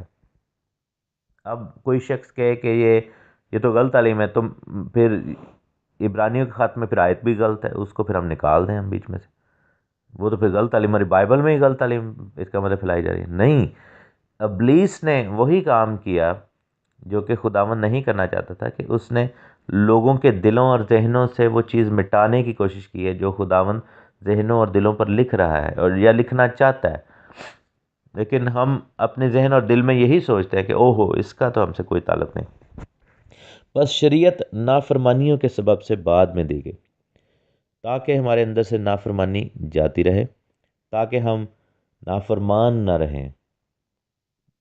تو جب سخت دل نکلتا ہے اور گوشتین دل آتا ہے تو ساتھ میں خداوند کی فرما برداری آتی ہے، ساتھ میں خداوند کے آئین اور احکام کی پیروی آتی ہے، ساتھ میں خدا کا قانون جو کہ کبھی تختیوں پر لکھا گیا تھا ہمارے دلوں پر لکھ دیا جاتا ہے، ساتھ میں خدا کا روح آتا ہے اور پھر ہمیں ہر گناہ اور بدی کے بارے میں گائیڈ کرتا ہے اور راست بازی دیتا ہے، اور لکھا ہے کہ اس نسل کے آنے تک رہے جس سے وعدہ کیا گیا تھا۔ کون سی بات ہو رہی؟ یسوع مسیح کی یہ بات ہو رہی، اور وہ فرشتوں کے واسطے ایک درمیانی کے معرفت مقرر۔ درمیانی کون ہے؟ خداوند یسوع مسیح، فرشتوں کے وسیلہ سے، یعنی کہ یہ شریعت جب دی گئی تو پہاڑ پر جب نظارہ دیکھا تھا موسیٰ نے، تو وہ آسمان کا نظارہ تھا، فرشتے اور خداوند کو دیکھا، فرشتوں کو دیکھا، اس نے جلال دیکھا۔ تو جب یہ دی گئی کہ اس نسل کے آنے تک رہے، کس نسل کے آنے تک؟ جس نسل کی بات کر رہا ہے 16ویں آیت میں، چیپٹر 3 ورس 16 میں، کہ لکھا ہے کہ اس نے یہ نہیں کہا تھا کہ نسلوں سے وعدہ، بلکہ اس نے یہ کہا کہ نسل سے وعدہ، ٹھیک ہے، ایک سے وعدہ، اور وہ نسل جو ہے اس نے کہا وہ مسیح ہے۔ تو یہاں پر بھی یہی کہہ رہا ہے کہ شریعت نافرمانیوں کے سبب سے بعد میں دی گئی تاکہ اس نسل یعنی مسیح کے آنے تک رہے، ٹھیک ہے، اور درمیانی ایک کا نہیں ہوتا مگر خدا ایک ہی ہے، یعنی کہ، اور وہاں پر ہم یہ دیکھتے ہیں کہ وہ یہ کہہ رہے ہیں کہ مسیح کے آنے تک شریعت جو ہے وہ ایسے دی گئی، کیسے دی گئی؟ تختیوں پر دی گئی، اور پھر بعد میں جب مسیح آ گیا ہے تو نجات آئی ہے، یعنی سنگین دل نکلا ہے، پتھر والا دل نکلا ہے، اور گوشتین دل یا نرم دل ملا ہے۔ تو پھر خداوند کیا ایکسپیکٹ کرتا ہے کہ جب مسیح آ گیا ہے تو اب ہمیں تختیوں والے قوانین کی ضرورت نہیں، کیونکہ وہ مسیح اب کیا کرے گا کہ وہ مسیح آ کر ہمیں پاک روح دے گا، اور وہ کیا ہوگا؟ وہ پاک روح ہمارے دلوں پر وہ خدا کے احکام کو لکھ دے گا، یعنی کہ مسیح نے آ کر شریعت کو ختم نہیں کیا، شریعت کو باہر نکال کر پھینک نہیں دیا، مسیح نے اس شریعت کو پکڑا جو کہ کاغذوں تختیوں پر لکھی ہوئی تھی، اور اس کو ہمارے دلوں پر لکھنا شروع کر دیا۔ تو مسیح کے آنے سے فرق صرف یہ پڑا ہے کہ شریعت جو ہے وہ اب زیادہ ایزی ہو گئی ہے اس کو ماننا، کیونکہ ہمارے پاس مسیح کا فضل اویلیبل ہے۔ اور لاگو کیسے ہوگا؟ راست بازی، کیونکہ ہر ایک چیز اب مسیح میں پوری ہوتی ہے، یعنی جو ہے کام ہم پورے کر سکتے ہیں وہ کریں، جو نہیں کر پاتے وہاں پر مسیح ہمیں کور کر رہا ہے۔ اب ہمیں قربانی کے لیے بکرا لانے کی ضرورت نہیں، بلکہ مسیح ہماری قربانی کے طور پر۔ لیکن اینڈ آف دا ڈے جو چیز عمل میں لائی جا رہی ہے، جو چیز کام میں لائی جا رہی ہے، وہ کیا ہے؟ وہ خدا کا قانون ہے، ٹھیک ہے۔ تو یہ فرق ہے اس آیت میں، اس کو ہم جاری رکھیں گے، اس کے اوپر تھوڑی اور بحث کریں گے، اور پھر اگلی آیتوں کو بھی ساتھ میں شامل کروں گا میں کل، کہ ہم استاد کے ماتحت نہ رہے۔ تو وہ استاد کون ہے؟ خدا آپ کو بڑی برکت دے، آمین۔ خدا یسوع مسیح کے زندہ بابرکت اور جلالی نام میں آپ سب کو تحسین اور شکایانہ کا سلام۔ خدا آپ کو بڑی برکت دے، خدا آپ سب کو اپنے ہاتھ کے نیچے رکھے۔ اس وقت ہم UAE میں ہیں، ابوظہبی میں، اور یہاں سے تمام کلیسیا کی طرف سے ابوظہبی کی بھائی پیٹر جان، ان کے فیملی کی طرف سے بھائی یونس فیلبوس، ان کی فیملی کی طرف سے آپ سب کو سلام ایز ویل. ہارون خان صاحب کی طرف سے آپ کو سلام ایز ویل جو کہ ہمارے ساتھ ہیں. ہم خداوند کے کلام میں سے پڑھ رہے تھے جو کہ کل ہم نے سنا کہ شریعت نافرمانیوں کے سبب سے دی گئی، جو کہ غلطیوں 3 باب 19ویں آیت میں ہم نے دیکھا، اور یہ بھی جانا ہے کہ نافرمانیوں کے سبب سے کیوں دی گئی، کیوں نافرمانیوں کے سبب سے، تاکہ ہمیں نافرمانی کا اندازہ ہو، تاکہ ہمیں پتہ ہو کہ نافرمانی ہے کیا اور ہمیں کیسے جو ہے وہ فرما برداری کی طرف آنا ہے. یعنی شریعت نافرمانی کس وجہ سے دی گئی؟ مقصد یہ تھا کہ نافرمانی زندگی میں سے جاتی رہے اور اس کی جگہ فرما برداری جو ہے وہ آ جائے زندگی میں. تو فرما برداری کیا ہے؟ حکم کو ماننا. نافرمانی کیا ہے؟ حکم کو توڑنا. تو خداوند کی خواہش یہ ہے کہ ہم اس کے حکم کو مانیں، نہ کہ توڑیں. اور یہی ریزن پھر ہم نے دیکھا کہ رول قدس بھی دیا گیا. ہم 22ویں آیت سے پڑھیں گے. لکھا ہے کہ مگر کتاب مقدس نے سب کو گناہ کے ماتحت کر دیا، تاکہ وہ وعدہ جو یسوع مسیح پر ایمان لانے پر موقوف ہے ایمانداروں کے حق میں پورا کیا جائے. جب شریعت آتی ہے، شریعت کو اس نے کتاب مقدس بھی یہاں پر کہا ہے پالوس نے، تو پالوس رسول یہ بتاتے ہیں کہ شریعت اور کتاب مقدس ایک ہی چیز ہے. جب ہم بائبل اپنے ہاتھ میں اٹھاتے ہیں تو وہ اس کو ہم کتاب مقدس کہتے ہیں، تو وہ اور شریعت ایک ہی بات ہے. تو اسی لیے خدا کا کلام آیا تاکہ سب گناہ کے ماتحت ہو جائیں. اب لوگ یہ بھی کہیں گے کہ ایسا کیوں ایسے ہے؟ اس کا ایک ریزن ہے. جب آدم نے گناہ کیا تو ہم سب جو ہے وہ گر گئے، ہم سب نے گناہ کیا، تو ہمیں گناہ کے ماتحت ہونا جو ہے وہ پڑا ہی. تو ادروائز اگر ہم گناہ کے ماتحت نہ ہوتے، یعنی کہ تو پھر ہمیں نجات نہیں مل سکتی. کیونکہ آپ یہ دیکھیں کہ فرشتوں میں اور انسانوں میں یہی فرق ہے کہ جب ہماری نسلیں پیدا ہوتی ہیں تو ہم خون کے ساتھ ایک دوسرے سے جڑے ہوئے ہیں. آدم کا گناہ ہم پر بھی ایفیکٹ کرتا ہے، ٹھیک ہے، آدم کا گناہ ہم پر ایفیکٹ کرتا ہے. لیکن اسی طرح آدم کے جب نجات ملتی ہے خدا یسوع مسیح میں، تو وہ بھی ہم پر ایفیکٹ کرتی ہے. یہی ریزن تھا کہ خدا یسوع مسیح آدم کی نسل میں سے آئے، یعنی کہ بغیر باپ کے، لیکن مقدسہ مریم سے پیدا ہوئے اور نسل آدم میں، نسل انسانی میں جنم لیا، تاکہ جب گناہ کا ازالہ ہو تو نہ صرف ریورس میں جائے سارا کچھ بلکہ فارورڈ بھی ہو. یعنی کہ خدا یسوع مسیح کی قربانی جو ہے وہ پاسٹ کا سارا گناہ بھی کلیئر کرتی ہے اور فیوچر کا سارا گناہ بھی کلیئر کرتی ہے. وہ پیچھے بھی جاتی ہے آدم تک اور آگے بھی جاتی ہے دوسری آمد تک. تو یہ خداوند کا نظریہ تھا. تو ہم سب کیا تھے؟ اس گناہ کے ماتحت تھے. ہم سب جو ہے اس بدی کے ماتحت ہو گئے. اور 23ویں باب میں دیکھیں گے، 23ویں آیت میں 3 باب کی، کہ ایمان کے آنے سے پیش شریعت کی ماتحتی میں ہماری نگہبانی ہوتی تھی، اور اس ایمان کے آنے تک جو ہمارا ظاہر ہونے والا تھا ہم اسی کے پابند رہے. یعنی کہ ہم شریعت کو ماننا شروع کیا، ہماری نگہبانی ہوتی تھی. جیسا ہم نے بتایا کہ آدم کو حکم تھا کہ باغبانی کرے اور نگہبانی کرے. تو نگہبانی کیا ہے؟ خداوند کے حکموں کو ماننا اور عمل کرنا. تو لکھا ہے کہ شریعت کی ماتحتی میں ہماری نگہبانی ہوتی تھی، اور اس ایمان کے آنے تک جو کہ خداوند یسوع مسیح کے تھرو آیا.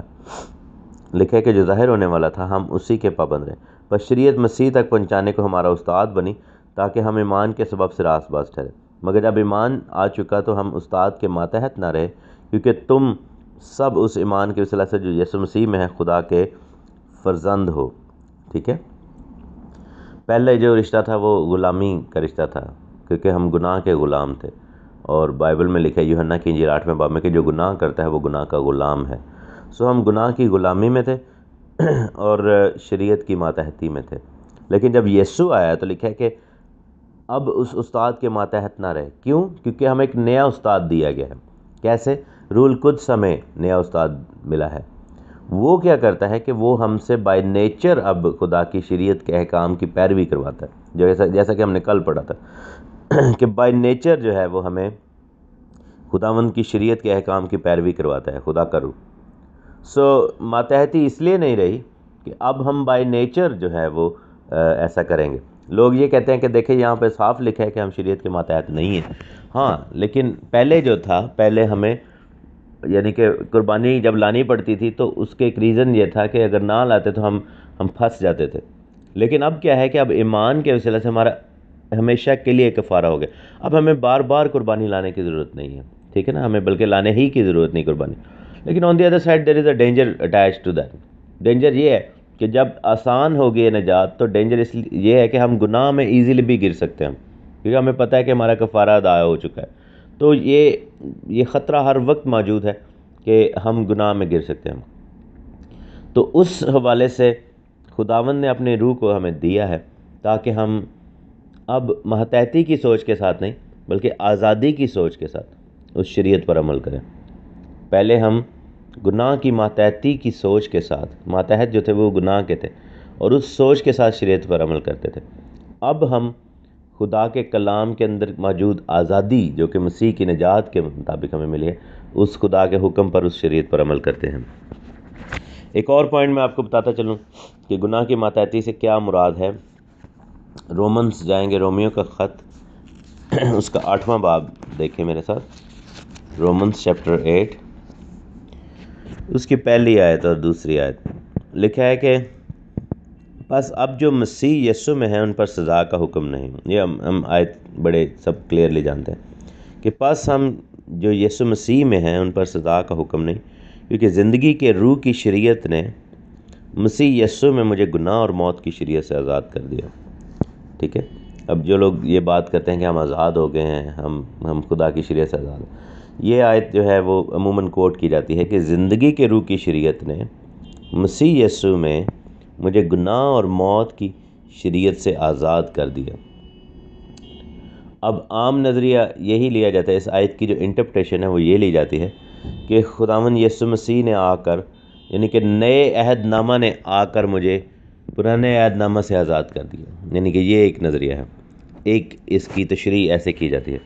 یا پھر یہ کی جاتی ہے کہ نیو ٹیسٹمنٹ نے آ کر مجھے گناہ اور موت کی شریعت سے آزاد کیا, یعنی کہ موسوی شریعت. سو اس سے زندگی کے روح کی شریعت کو جو ہے وہ نیا عہد نامہ سمجھا جاتا ہے, اور جو لفظ گناہ اور موت کی شریعت ہے اس سے جو ہے وہ پرانا عہد نامہ یعنی موسیٰ کا شریعت کو لیا جاتا ہے. حالانکہ یہ اس کی غلط انٹرپریٹیشن ہے.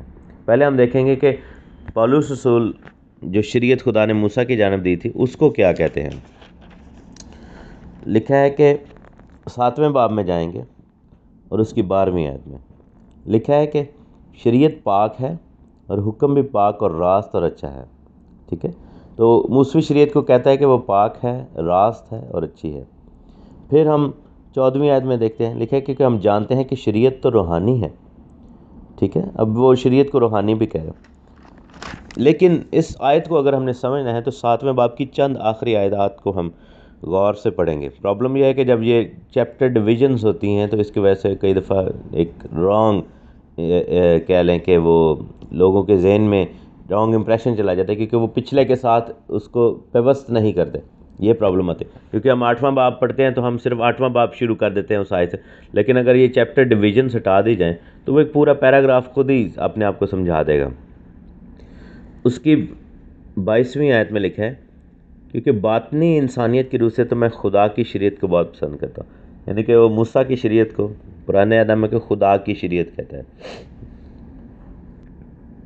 اور کہہ رہا ہے کہ میں خدا کی شریعت کو بہت پسند کرتا ہوں.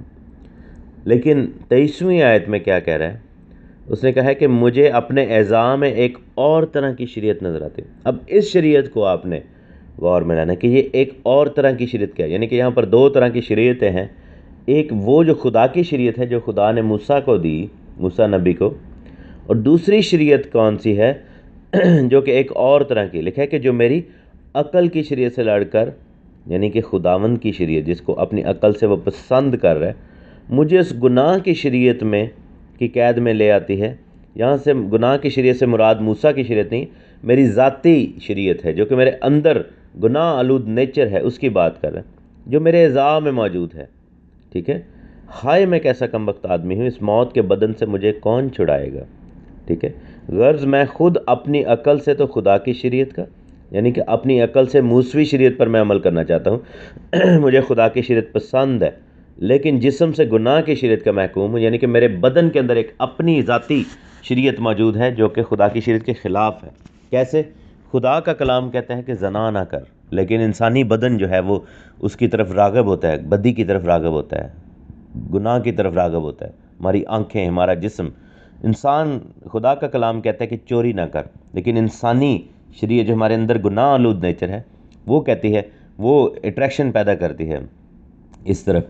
خدا کا کلام ہمیں بار بار گناہ کرنے سے روکتا ہے، لیکن جو ہے وہ ابلیس نے کیا کیا کہ گناہ آلود نیچر جو ہے ہمارے اندر ڈال دی۔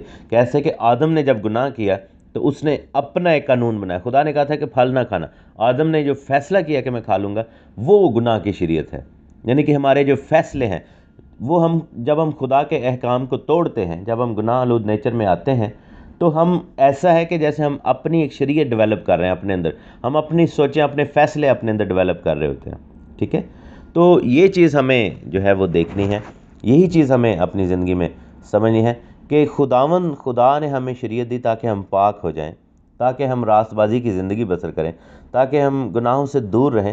لیکن ہم نے اپنے اندر گناہ آلود نیچر نے ایک ایسی شریعت ڈیولپ کی ہوئی ہے ہمارے اندر جو کہ ہماری ذاتی خود ساختہ باتیں ہیں، انسانی سوچیں ہیں، اس کی وہ بات کر رہے ہیں۔ تو جب وہ کہتے ہیں نا کہ خداوند یسوع نے مجھے روح، زندگی کے روح کی شریعت نے، یہ موسیٰ کی شریعت کی بات ہو رہی ہے، یعنی کہ موسیٰ کی شریعت نے مسیح یسوع میں، یعنی کہ مسیح یسوع نے اس شریعت کو اپلائی کیا ہے، اس کے مطابق اپنی جان دی۔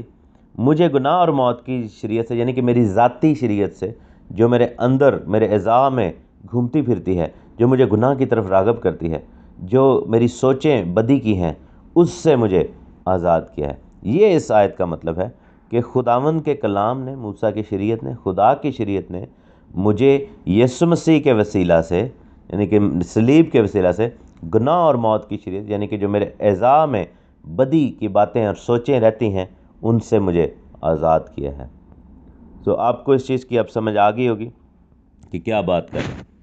یہی چیز جو ہے وہ گلیشینز میں وہ کہتا ہے کہ مجھے جو ہے وہ اب پرانے استاد کی ضرورت نہیں ہے، کیونکہ کیا ہے کہ نیا استاد، یعنی کہ خدا کا روح جو ہے وہ مجھ سے ویسے ہی کام کرواتا ہے، مجھ سے ویسے ہی جو ہے نیکی کرواتا ہے، جو کہ پہلے خدا نے جب اپنے ریٹن قوانین جو کہ لکھے گئے تھے تختیوں پر دیے تاکہ وہ میرے سے کام کروایا جائے، میرے سے خداوند جو ہے وہ نیکی کا کام لے۔ تو اب خدا کا شکر ہے کہ اب ہم نئے استاد یعنی روح القدس کے اختیار میں ہیں، جو ہم سے وہی کام کرواتا ہے جو کہ پرانا استاد یعنی خدا کی شریعت جو تھی وہ ہم سے کروانا چاہ رہی تھی، کیا کہ خدا کے حکموں پر عمل کرنا۔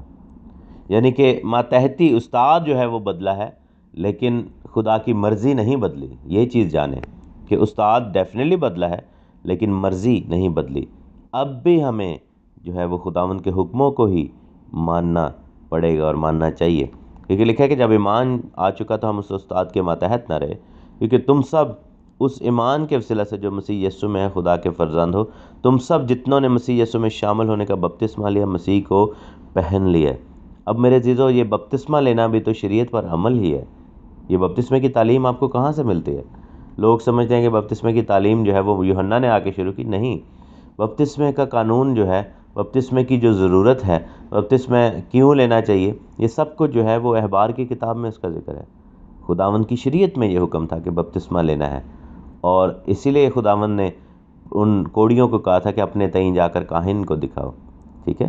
تو بپتسمہ بھی جو ہے وہ خداوند کی شریعت پر عمل کرنا ہے۔ جب ہم توبہ کر کے بپتسمہ لیتے ہیں تو ہم خدا کی شریعت سے آزاد نہیں ہو رہے تھے، بلکہ خدا کی شریعت پر عمل کر رہے ہوتے ہیں۔